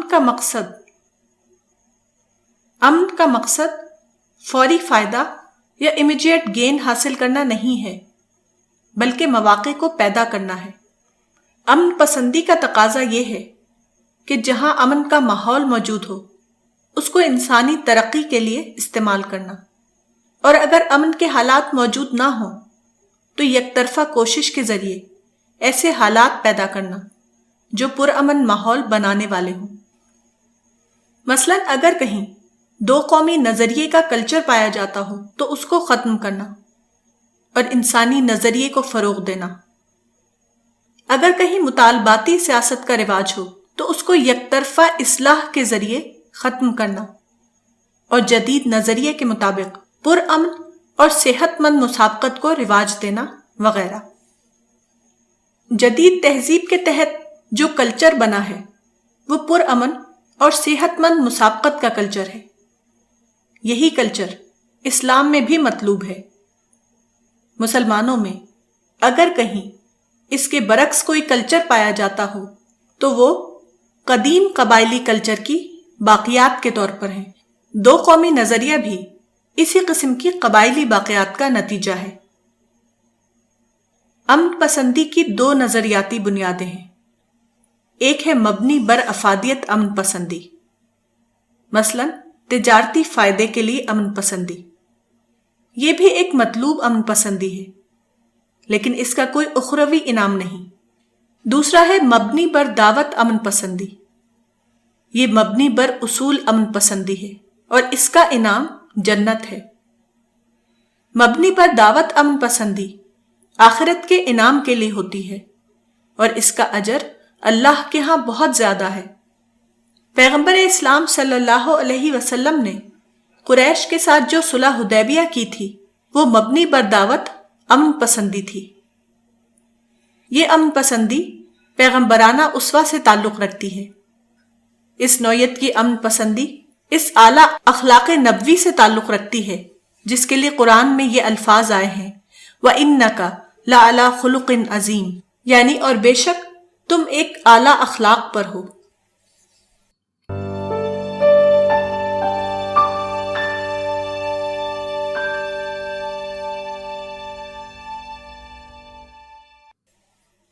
سیلف گلوری۔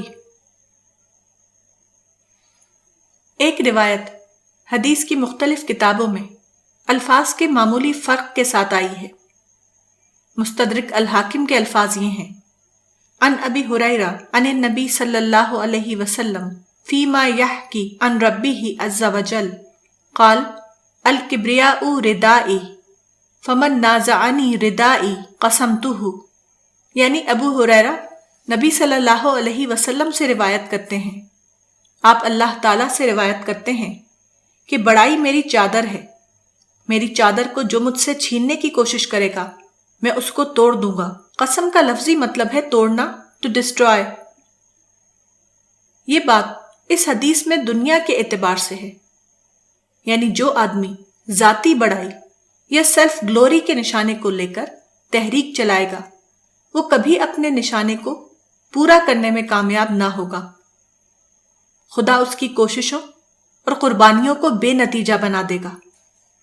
20ویں صدی اس معاملے کی ایک مثال ہے۔ 20ویں صدی میں مسلم دنیا کے اندر بڑی بڑی شخصیتیں پیدا ہوئیں۔ ان شخصیتوں نے ہمالیائی تحریکیں چلائیں، مگر یہ تمام تحریکیں اپنے نشانے کو پانے میں پوری طرح ناکام رہیں۔ ان شخصیتوں کے حالات بتاتے ہیں کہ ان میں سے ہر ایک کا خاتمہ مایوسی یا فرسٹریشن میں ہوا۔ یہ افراد طوفان کی طرح اٹھے مگر وہ بلبلے کی طرح ختم ہو گئے۔ غور کرنے سے معلوم ہوتا ہے کہ ان شخصیتوں کا مشترک کیس یہ تھا کہ انہوں نے سیاسی نشانے یا پولیٹیکل گول کو اپنا نشانہ بنایا۔ پولیٹیکل نشانہ گویا اللہ کی عظمت کو چھیننے کے ہم معنی تھا۔ یہی واحد وجہ ہے کہ غیر معمولی مواقع ملنے کے باوجود یہ افراد اپنے مطلوب نشانے کو پانے میں مکمل طور پر ناکام ہو گئے۔ اہل ایمان کے لیے اس دنیا میں صرف ایک ہی صحیح نشانہ ہے اور وہ دعوت کا نشانہ ہے۔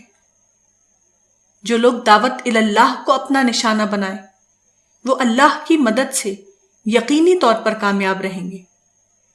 یہ کامیابی خدائی معیار کے مطابق حاصل ہوگی، نہ کہ کسی انسان کے ذاتی معیار کے مطابق۔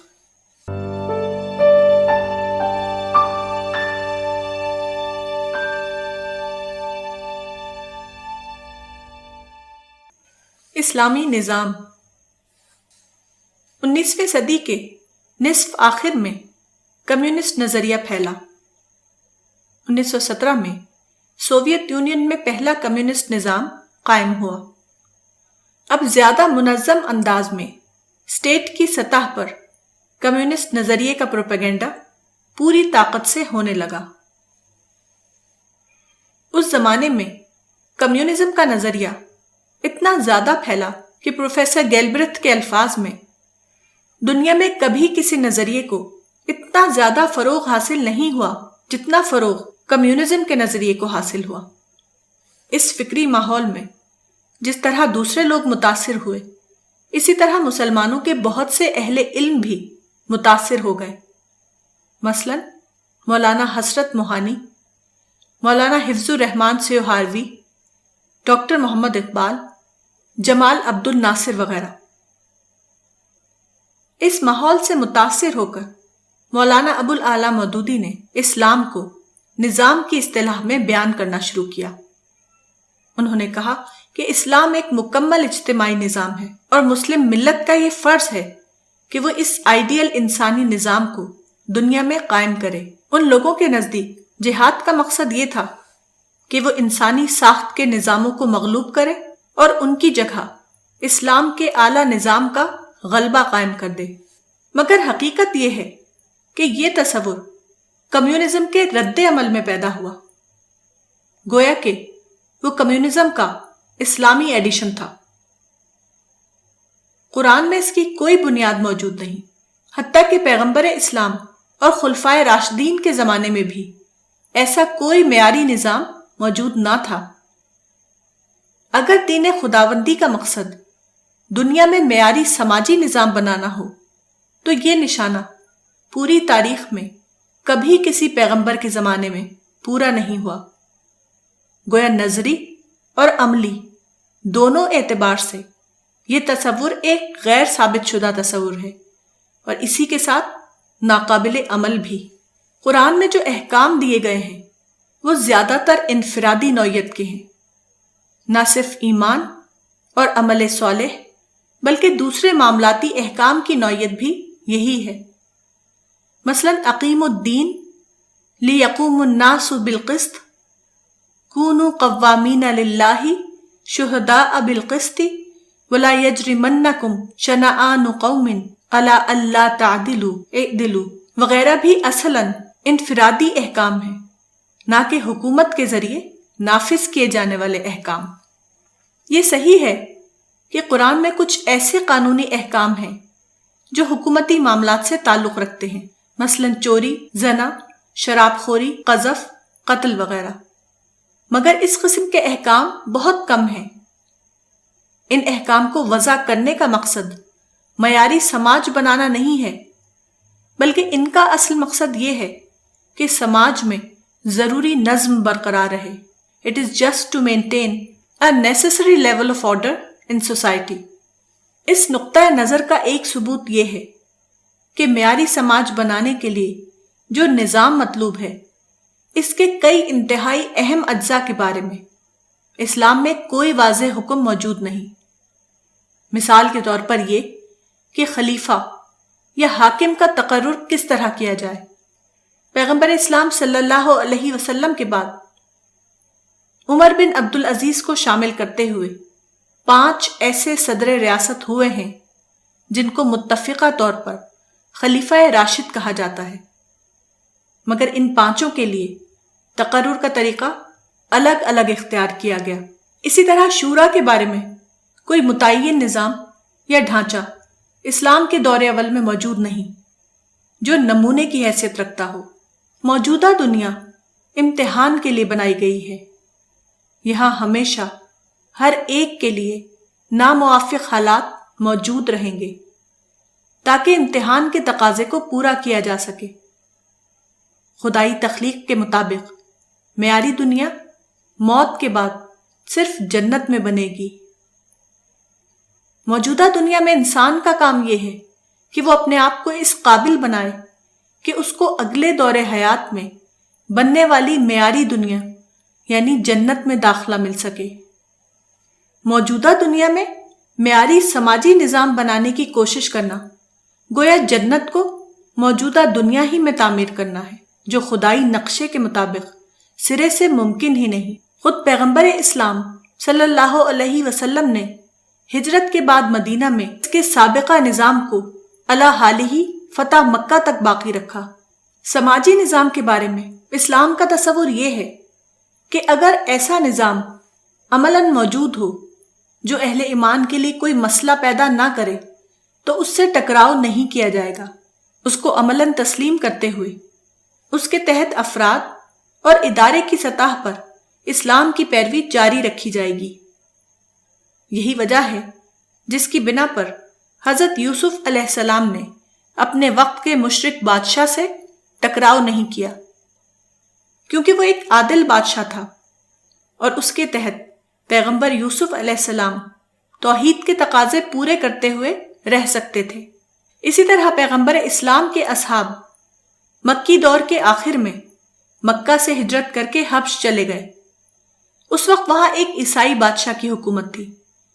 اصحاب رسول نے اس سے ٹکراؤ نہیں کیا کیونکہ وہ ایک عادل بادشاہ تھا اور اس نے لوگوں کو مذہبی آزادی دے رکھی تھی۔ یہ تصور کہ اسلام ایک معیاری سماجی نظام ہے اور اس کو دنیا میں عملاً قائم کرنا امت مسلمہ پر فرض ہے، یہ نظریہ اسلام کے اصل مقصد کے خلاف ہے۔ وہ اسلام کے نشانے کو بدل دینے والا ہے۔ اسلام کا اصل نشانہ یہ ہے کہ ہر فرد خدا کی معرفت حاصل کرے، ہر فرد عبادت اور اخلاقیات میں ربانی بنے، ہر فرد فلاح آخرت کو اپنا ہدف بنائے۔ مگر مذکورہ نظریہ آخرت کے بجائے دنیا کو آدمی کا نشانہ بنا دیتا ہے۔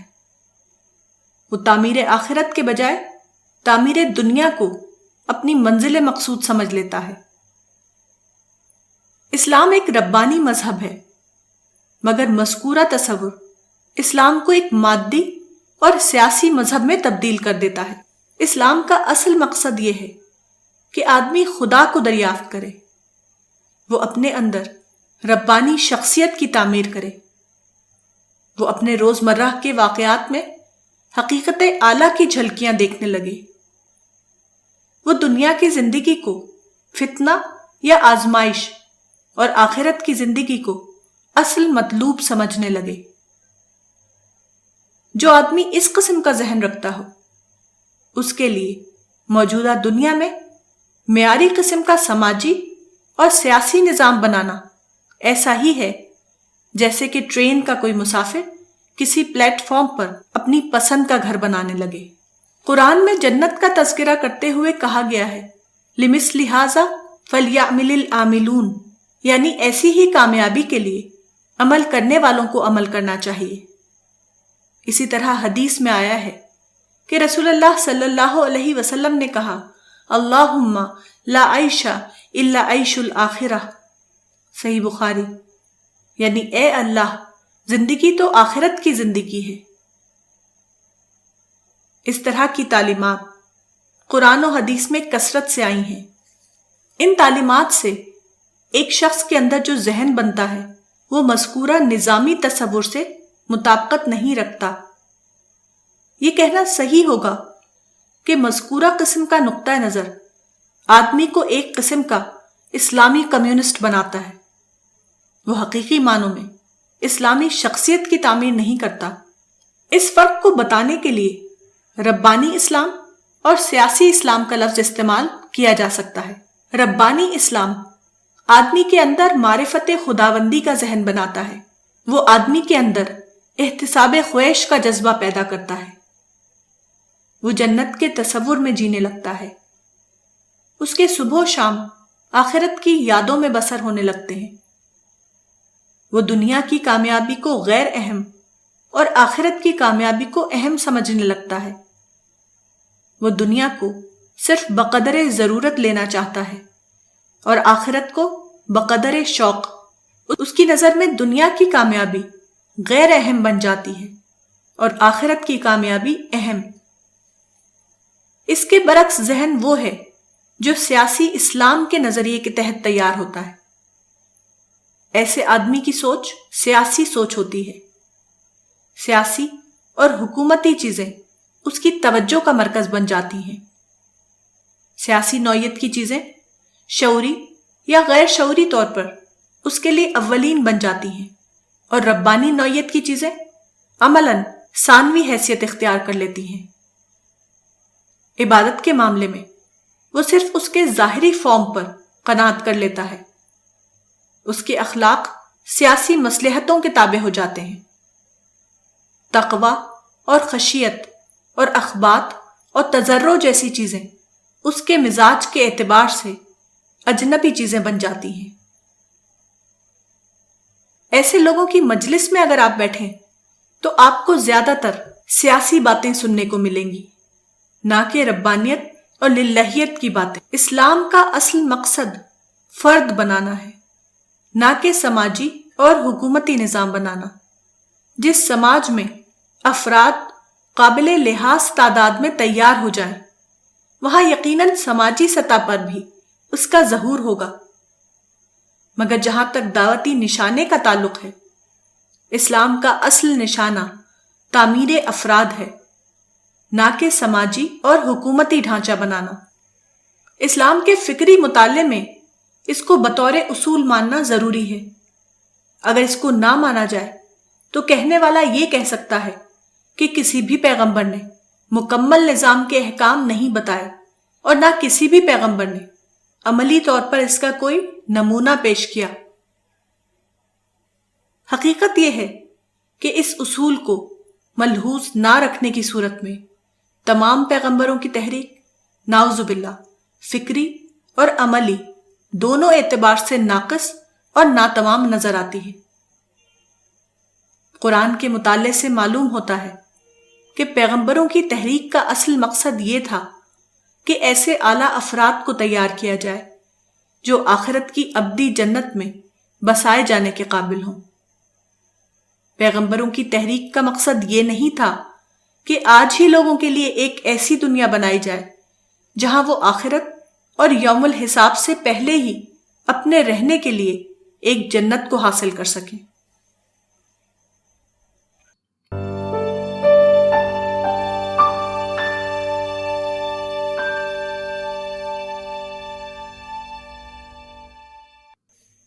میل ملاپ کا سماج۔ کلدیپ نائر 1923 میں سیالکوٹ پاکستان میں پیدا ہوئے اور 2018 میں انڈیا میں ان کی وفات ہوئی۔ تقسیم کے بعد وہ انڈیا آ گئے۔ یہاں انہوں نے انگلش جرنلزم میں نمایاں پوزیشن حاصل کی۔ اپنے ابتدائی زمانے میں وہ اردو زبان میں لکھا کرتے تھے۔ انڈیا آنے کے بعد وہ دہلی کے ایک اردو اخبار وحدت میں کام کرنے لگے۔ اس زمانے میں ان کی ملاقات حسرت موہانی سے ہوئی، جو کہ اردو کے شاعر تھے۔ انہوں نے کلدیپ نائر میں انگلش کی صلاحیت محسوس کی، چنانچہ انہوں نے مشورہ دیا کہ وہ اردو صحافت کو چھوڑ کر انگلش صحافت میں اپنا کیریئر بنائیں۔ کلدیپ نائر نے حسرت موہانی کے مشورے کو مان لیا اور پھر انگلش اخباروں میں لکھنا شروع کر دیا، یہاں تک کہ ترقی کرتے ہوئے انگلش کے ممتاز صحافی بن گئے اور ترقی کرتے کرتے انڈیا میں کئی اعلیٰ مناصب حاصل کیے۔ کلدیپ نائر کے تعلقات ہندو مسلم دونوں سے بہت اچھے تھے۔ تقسیم سے پہلے برصغیر ہند میں میل ملاپ کا سماج تھا۔ ہندوؤں کو مسلمانوں سے فائدہ پہنچتا تھا اور مسلمانوں کو ہندوؤں سے فائدہ ملتا تھا۔ اس طرح دونوں کے درمیان اچھے تعلقات قائم تھے۔ اچھے تعلقات کے نتیجے میں دونوں کو ایک دوسرے سے فائدہ پہنچتا تھا اور دونوں ترقی کر رہے تھے۔ تقسیم کے بعد دونوں فرقوں کے درمیان تعلقات خراب ہو گئے۔ اب مصلحین نے یہ کوشش کی کہ اجلاس اور سیمیناروں کے ذریعے دونوں کے درمیان دوبارہ بہتر تعلقات قائم کیے جائیں، مگر اس کوشش میں کوئی قابل ذکر کامیابی حاصل نہیں ہوئی۔ اس کا سبب یہ ہے کہ بہتر سماجی تعلقات فطری طور پر قائم ہوتے ہیں، وہ جلسے اور سیمینار کے ذریعے قائم نہیں ہوتے۔ ملک کی تقسیم سے پہلے دونوں کے درمیان فطری عمل کے ذریعے اچھے تعلقات قائم تھے، مگر تقسیم کے بعد جب یہ فطرت پر مبنی تعلقات ٹوٹ گئے تو وہ دوبارہ پہلے کی طرح قائم نہ ہو سکے۔ حقیقت یہ ہے کہ بہتر سماجی تعلقات فطری عمل کے ذریعے بنتے ہیں، نہ کہ مصنوعی تدبیروں کے ذریعے۔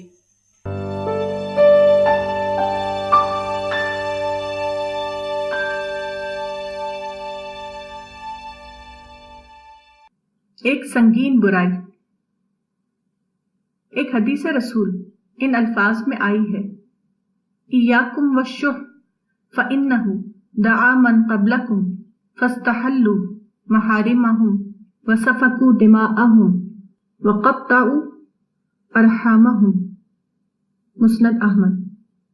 یعنی تم اپنے آپ کو حرص سے بچاؤ، کیونکہ حرص نے تم سے پہلے لوگوں کو ابھارا تو انہوں نے اپنی حرام چیزوں کو حلال کر لیا اور آپس میں خون ریزی کی اور آپس میں قطع رحمی کی۔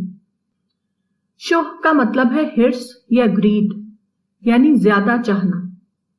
حرص کا مزاج انسان کے لیے اتنا زیادہ نقصان دہ کیوں ہے؟ اس کا سبب یہ ہے کہ انسان کے اوپر حرص کا جب غلبہ ہوتا ہے تو وہ اس کی سوچ کو حرص والی سوچ بنا دیتا ہے۔ وہ اپنی ضرورت سے زیادہ کا خواہش مند ہوتا ہے۔ زیادہ چاہنے کا یہ مزاج آدمی کے اندر اور کئی برائیاں پیدا کر دیتا ہے۔ مثلاً وہ انسان کو اپنا دوست سمجھنے کے بجائے انسان کو اپنا حریف سمجھنے لگتا ہے۔ وہ دوسروں کو دینے کے بجائے دوسروں سے لینے کا خواہش مند بن جاتا ہے۔ اس کی سوچ انسان رخی سوچ کے بجائے خود رخی بن جاتی ہے۔ ایسا انسان ایک خود غرض انسان بن جاتا ہے۔ حرص کا مزاج آدمی کے اندر تنگ دلی کی نفسیات پیدا کرتا ہے۔ ایسا آدمی کشادہ دلی کی اعلیٰ نفسیات سے محروم ہو جاتا ہے۔ وہ ہر معاملے میں اپنی ذات کو لے کر سوچتا ہے۔ انسانیت عامہ کو لے کر سوچنے کا مزاج اس کے اندر پرورش نہیں پاتا ہے۔ ایسا آدمی اس فطری حقیقت سے بے خبر ہو جاتا ہے کہ اس دنیا میں دینے والے کو ملتا ہے۔ جو آدمی دوسروں کو دینا نہ جانے، اس کو دوسروں کی طرف سے ملنے والا بھی نہیں۔ ایسا آدمی کوئی بڑا منصوبہ نہیں بنا سکتا۔ بڑا منصوبہ بنانے کے لیے بڑا دل درکار ہوتا ہے، اور حرص کے مزاج کی بنا پر بڑا دل پہلے ہی اس سے رخصت ہو جاتا ہے۔ حرص بظاہر ایک اخلاقی برائی ہے، لیکن اپنے نتیجے کے اعتبار سے وہ انسان کی پوری شخصیت پر چھا جاتی ہے۔ حریص انسان بظاہر انسان ہوتا ہے، لیکن اپنی حقیقت کے اعتبار سے وہ مثل حیوان بن جاتا ہے۔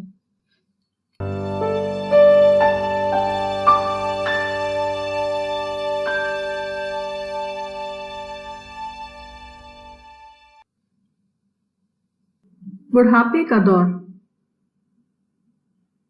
زندگی میں آدمی کے لیے بہت سے مسئلے آتے ہیں، مثلاً بیماری، حادثہ، نقصان وغیرہ۔ لیکن بڑھاپا ایک بالکل مختلف قسم کا مسئلہ ہے۔ بڑھاپا گویا خاتمہ حیات کا نام ہے۔ بڑھاپا ہمیشہ پوائنٹ آف نو ریٹرن پر آتا ہے۔ بڑھاپا ہر اعتبار سے انسان کے لیے صرف ایک مسئلہ ہے، لیکن بڑھاپے کا ایک مثبت پہلو ہے جو صرف بڑھاپے سے حاصل ہوتا ہے، اور وہ عجز یا ہیلپلیسنس کی دریافت ہے۔ عجز کی دریافت دوسرے اسباب سے بھی جزئی طور پر ہوتی رہتی ہے، لیکن کامل معنوں میں عجز کی دریافت صرف بڑھاپے سے حاصل ہوتی ہے، کیونکہ بڑھاپا کسی آدمی کو اس وقت آتا ہے جبکہ اس کا جسم ٹوٹ پھوٹ کا شکار ہو جائے۔ انسان کا جسم فطری طور پر ایک بہترین ساخت پر قائم ہے۔ اس جسم کو تقریباً 80 آرگنز نہایت اعلیٰ مینجمنٹ کے ساتھ چلا رہے ہیں۔ عمر کے بڑھنے کے ساتھ یہ آرگن جزئی یا کلی طور پر اپنا فنکشن بند کر دیتے ہیں۔ اس فنکشن کو دوبارہ جاری نہیں کیا جا سکتا۔ کسی آرگن کے فیل ہونے کا آخری نتیجہ موت ہوتا ہے۔ ایڈز بلا شبہ حقیقت اعلیٰ کی دریافت ہے۔ حقیقت اعلیٰ کی دریافت کے بغیر انسان کی شخصیت ایک ناقص شخصیت ہوتی ہے۔ ناقص شخصیت کا مکمل ہونا صرف اس وقت ہوتا ہے جبکہ انسان بڑھاپے کی عمر کو پہنچ جائے۔ بڑھاپے کا دور سب سے بڑی دریافت کا دور ہے، لیکن عملاً یہ ہوتا ہے کہ بوڑھا انسان مسلسل طور پر صرف شکایت یا کمپلینٹ میں جیتا ہے۔ کم از کم میں نے کسی بوڑھے انسان کو نہیں پایا جو بڑھاپے کی عمر کو پہنچنے کے باوجود شکایت کی نفسیات سے بچا ہوا ہو۔ اگر غور سے دیکھا جائے تو اکثر حالت میں ایسا ہوتا ہے کہ مادی اعتبار سے انسان کا جسم اگرچہ بوڑھا ہوتا ہے لیکن اس کا ذہن بدستور کام کرتا رہتا ہے۔ مزید یہ کہ اس کا ذہن پہلے سے بہتر ہو جاتا ہے، کیونکہ اس کے ذہن میں تجربات کا اضافہ ہو جاتا ہے۔ انسان اس قابل ہو جاتا ہے کہ وہ زیادہ گہرے انداز میں معاملات پر رائے قائم کر سکے۔ پہلے اگر وہ صرف جاننے والا تھا، اب وہ ایک دانش مند انسان بن جاتا ہے۔ وہ اس قابل ہو جاتا ہے کہ وہ زیادہ بصیرت افروز انداز میں معاملات پر اپنی رائے دے سکے۔ وہ لوگوں کو زیادہ صائب یا ریشنل انداز میں درست مشورہ دے سکے۔ بوڑھا انسان ایک پختہ یا میچیور انسان ہوتا ہے۔ وہ اپنے تجربات کی بنا پر اس قابل ہوتا ہے کہ وہ لوگوں کو زیادہ نتیجہ خیز رہنمائی دے سکے۔ انسان کی سب سے بڑی دریافت یہ ہے کہ وہ اپنے خالق یا کریٹر کو ڈسکور کرے۔ یہ دریافت یا ڈسکوری ہر لمحے ہو سکتی ہے، لیکن عملاً یہ ہوتا ہے کہ آدمی بڑھاپے سے پہلے بھلاوا کلچر میں جیتا ہے۔ وہ بھلاوا کلچر سے صرف اس وقت باہر نکلتا ہے جبکہ وہ بڑھاپے کی عمر کو پہنچے، جب اس کے آرگن کام کرنا بند کرنے لگے۔ یہی اصل عجز کی دریافت کا وقت ہوتا ہے، اور یہی وہ وقت ہوتا ہے جبکہ انسان شعوری طور پر قادر مطلق خدا کو دریافت کرے۔ لیکن انسان اپنی بے خبری کی بنا پر یہ کرتا ہے کہ اپنی زندگی کے پہلے دور میں وہ بے خبری یا ان اویئرنیس میں جیتا ہے، اور دوسرے دور میں شکایت کی نفسیات میں۔ اس طرح انسان اپنی طاقت کے دور کو بھی کھو دیتا ہے اور اپنے ذوف کے دور کو بھی۔ بڑھاپے کی عمر پختگی یا میچورٹی کی عمر ہوتی ہے۔ اس زمانے میں انسان کا تجربہ یا ایکسپیرینس بڑھ جاتا ہے۔ انسان اس قابل ہوتا ہے کہ وہ زیادہ معلومات کی روشنی میں غور و فکر کرے۔ یہ چیزیں انسان کی عقل میں اضافہ کرتی ہیں۔ انسان اس قابل ہو جاتا ہے کہ وہ لوگوں کو زیادہ دانش مندانہ رائے دے سکے۔ عمر رسیدہ آدمی سماج میں اس قابل ہوتا ہے کہ وہ زیادہ دینے والا یا گیور بن کر رہ سکے۔ بوڑھا آدمی اگر صرف ایک کام کرے کہ وہ ایک ایسی کتاب لکھے جس میں اس نے اپنی زندگی کے تجربات بیان کیے ہوں، تو ہر آدمی اپنی سوسائٹی کا ایک عظیم دینے والا یا گریٹ گیور بن کر دنیا سے رخصت ہوگا۔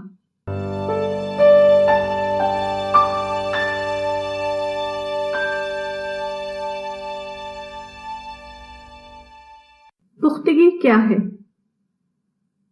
پختگی یا میچورٹی یہ ہے کہ آدمی اپنے غصے پر قابو پا لے اور اختلافات کو تشدد اور تخریب کے بغیر دور کر سکے۔ پختگی تحمل اور برداشت کا نام ہے، اور اس صلاحیت کا کہ وقتی خوشی کو دیر طلب مقاصد کے لیے قربان کر دیا جائے۔ پختگی اس استعداد کا نام ہے کہ کسی تلخی کے بغیر ناخوشگوار اور مایوس کن حالات کا مقابلہ کیا جائے۔ پختگی انکساری کا نام ہے۔ ایک پختہ شخص یہ کہنے کا حوصلہ رکھتا ہے کہ میں غلطی پر تھا۔ پختگی اس صلاحیت کا نام ہے کہ آدمی ان چیزوں کے ساتھ پرامن طور پر رہ سکے جن کو وہ بدل نہیں سکتا۔ Maturity is the ability to control anger and settle differences without violence or destruction. Maturity is patience, the willingness to give up immediate pleasure in favor of the long-term gain. Maturity is the capacity to face unpleasantness and disappointment without becoming bitter. Maturity is humility. A mature person is able to say, I was wrong.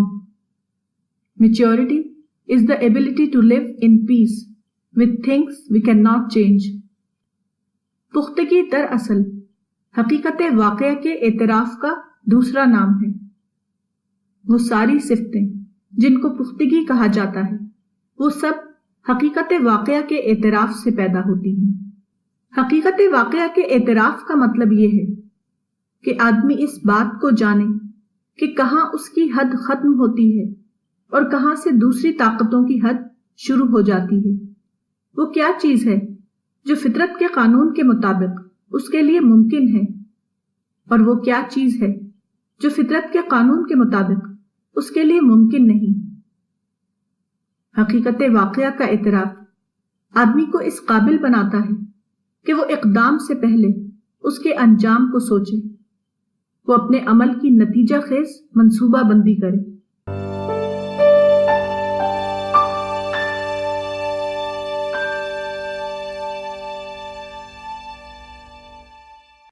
صحیح طرز فکر۔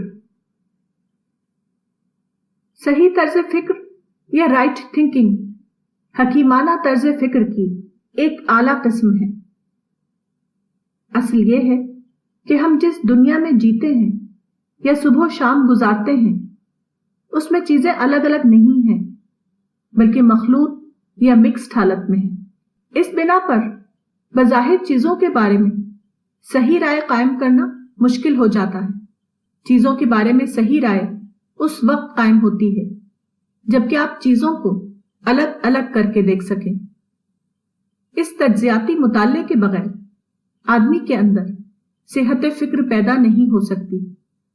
وہ مبنی پر واقعہ سوچ کا حامل نہیں بن سکتا۔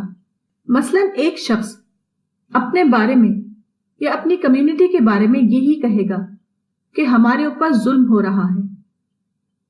اگر اس سے یہ کہا جائے کہ تمہارے باپ دادا کا جو اسٹینڈرڈ تھا، کیا تمہارا اسٹینڈرڈ اس سے کم ہے؟ وہ جواب دے گا کہ نہیں، اس سے تو بہت اچھا ہے۔ مثلا میرے باپ دادا بائسیکل پر سفر کرتے تھے، آج میں کار پر سفر کرتا ہوں۔ میرے دادا کے زمانے میں بچے معمولی مدرسے میں پڑھتے تھے، آج وہ شہر کے ایک اچھے انگریزی اسکول میں پڑھ رہے ہیں۔ میرے دادا کچے گھر میں رہتے تھے، آج میں اور میرے بچے پکے گھر میں رہ رہے ہیں، وغیرہ۔ اب اگر آپ اس سے پوچھیں کہ جب تمہاری فیملی کا اسٹینڈرڈ پہلے کے مقابلے میں بہت زیادہ بہتر ہے تو ظلم کہاں ہو رہا ہے، اب وہ حیران ہو جائے گا اور کہے گا کہ میں نے اس اعتبار سے کبھی نہیں سوچا۔ اس سے اندازہ ہوتا ہے کہ اصل مسئلہ کہاں ہے۔ اصل مسئلہ خارج میں نہیں ہے بلکہ داخل میں ہے۔ لوگوں کے اندر صحیح طرز فکر نہیں ہے، اس لیے لوگ شکایت میں جی رہے ہیں، حالانکہ انہیں شکر میں جینا چاہیے۔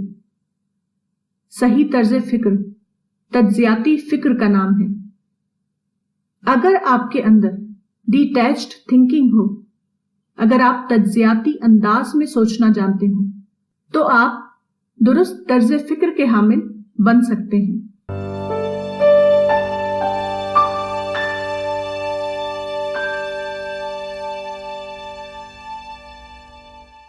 ہار کے بعد جیت۔ زندگی میں ہار بھی ہے اور جیت بھی، شکست کا تجربہ بھی ہے اور فتح کا تجربہ بھی۔ جو آدمی ہر صورتحال کو قبول کرنے کے لیے تیار ہو، اس کے لیے کوئی ہار نہیں، کوئی شکست نہیں۔ ایسے آدمی کے لیے ہار بھی جیت ہے اور شکست بھی فتح۔ ایسے آدمی کے لیے وقتی طور پر بظاہر نا امیدی کے حالات پیدا ہو سکتے ہیں، لیکن مستقل طور پر امید کے حالات کا آنا اس کے لیے کبھی بند ہونے والا نہیں۔ شکست کو نہ ماننا آدمی کے اندر منفی یا نیگیٹو سوچ پیدا کرتا ہے۔ اس کے برعکس شکست کو مان لینا آدمی کے اندر نئی ہمت پیدا کرتا ہے۔ شکست کو مان لینا اپنے نتیجے کے اعتبار سے یہ ہے کہ ایک آدمی نے اپنے آپ کو اس کے لیے تیار کیا کہ وہ ایک موقع کو کھونے کے بعد دوسرے موقع کی تلاش کرے، وہ دوسرے موقع کو اویل کر کے اپنی ہار کو جیت بنا لے۔ زندگی میں کبھی حالات یکساں نہیں ہوتے۔ ہر آدمی کے ساتھ ایسا ہوتا ہے کہ اس کے ساتھ ہر قسم کی صورتحال پیش آتی ہے، کبھی ایک صورتحال اور کبھی دوسری صورتحال۔ آدمی اگر ہمت نہ ہارے تو وہ ایک موقع کو کھو کر دوسرے موقع کو اویل کرے گا۔ وہ ایک ہار کے بعد دوبارہ نئی ہمت کے ساتھ جیت حاصل کرنے کی کوشش کرے گا۔ آدمی کو چاہیے کہ وہ کبھی ہمت نہ ہارے، وہ ہمیشہ یہ یقین رکھے کہ ہر شام کے بعد دوبارہ صبح کا سورج نکلتا ہے، ہر نقصان کے بعد دوبارہ پانے کے راستے کھلتے ہیں۔ زندگی کی کتاب کا ایک چیپٹر بند ہوتا ہے تو فطرت کے قانون کے مطابق دوسرا چیپٹر کھل جاتا ہے۔ یاد رکھیے، ایک انسان اپنی کوشش میں ہار سکتا ہے، لیکن جو دینے والا ہے اس کو کبھی ہار نہیں پیش آتی۔ انسان اگر اپنی کھڑکیاں بند کر لے تب بھی ہوا کے جھونکے اس کی کھڑکیوں سے ٹکراتے رہیں گے۔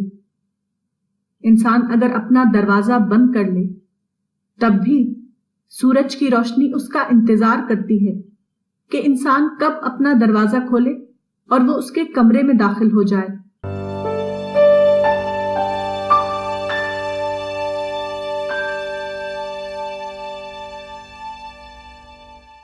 خواتین کو مشغولیت دیجیے۔ ایک خاتون کے اندر شکایتی مزاج تھا اور ان کی فیملی لائف بھی جھگڑے کی وجہ سے درست نہیں تھی۔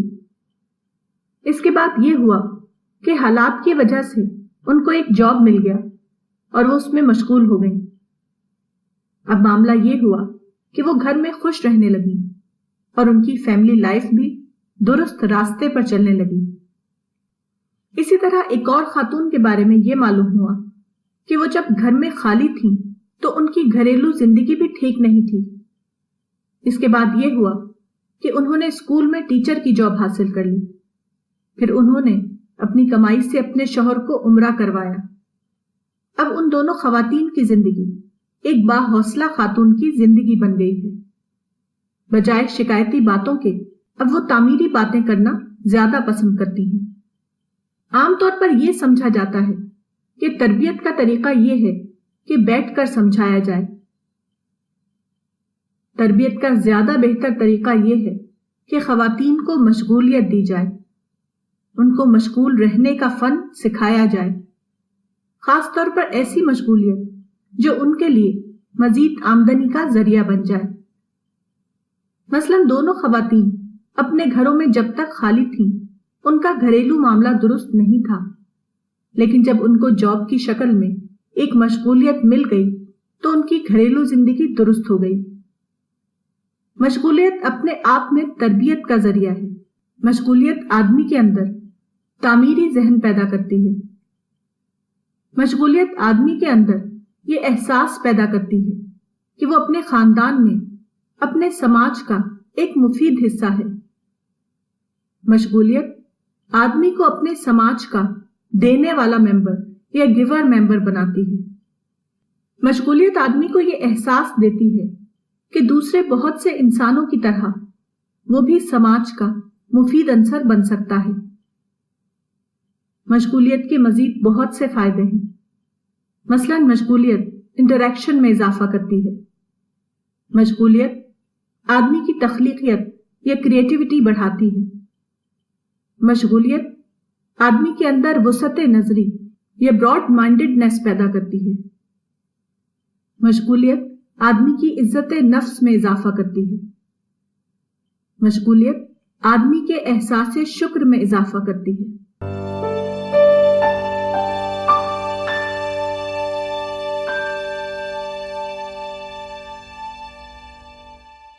جاپانی قوم کی ترقی کا راز۔ ایک میگزین میں جاپانی قوم کی ترقی پر ایک مضمون چھپا تھا۔ اس مضمون کے مطابق جاپان کی ترقی کے راز 10 ہیں۔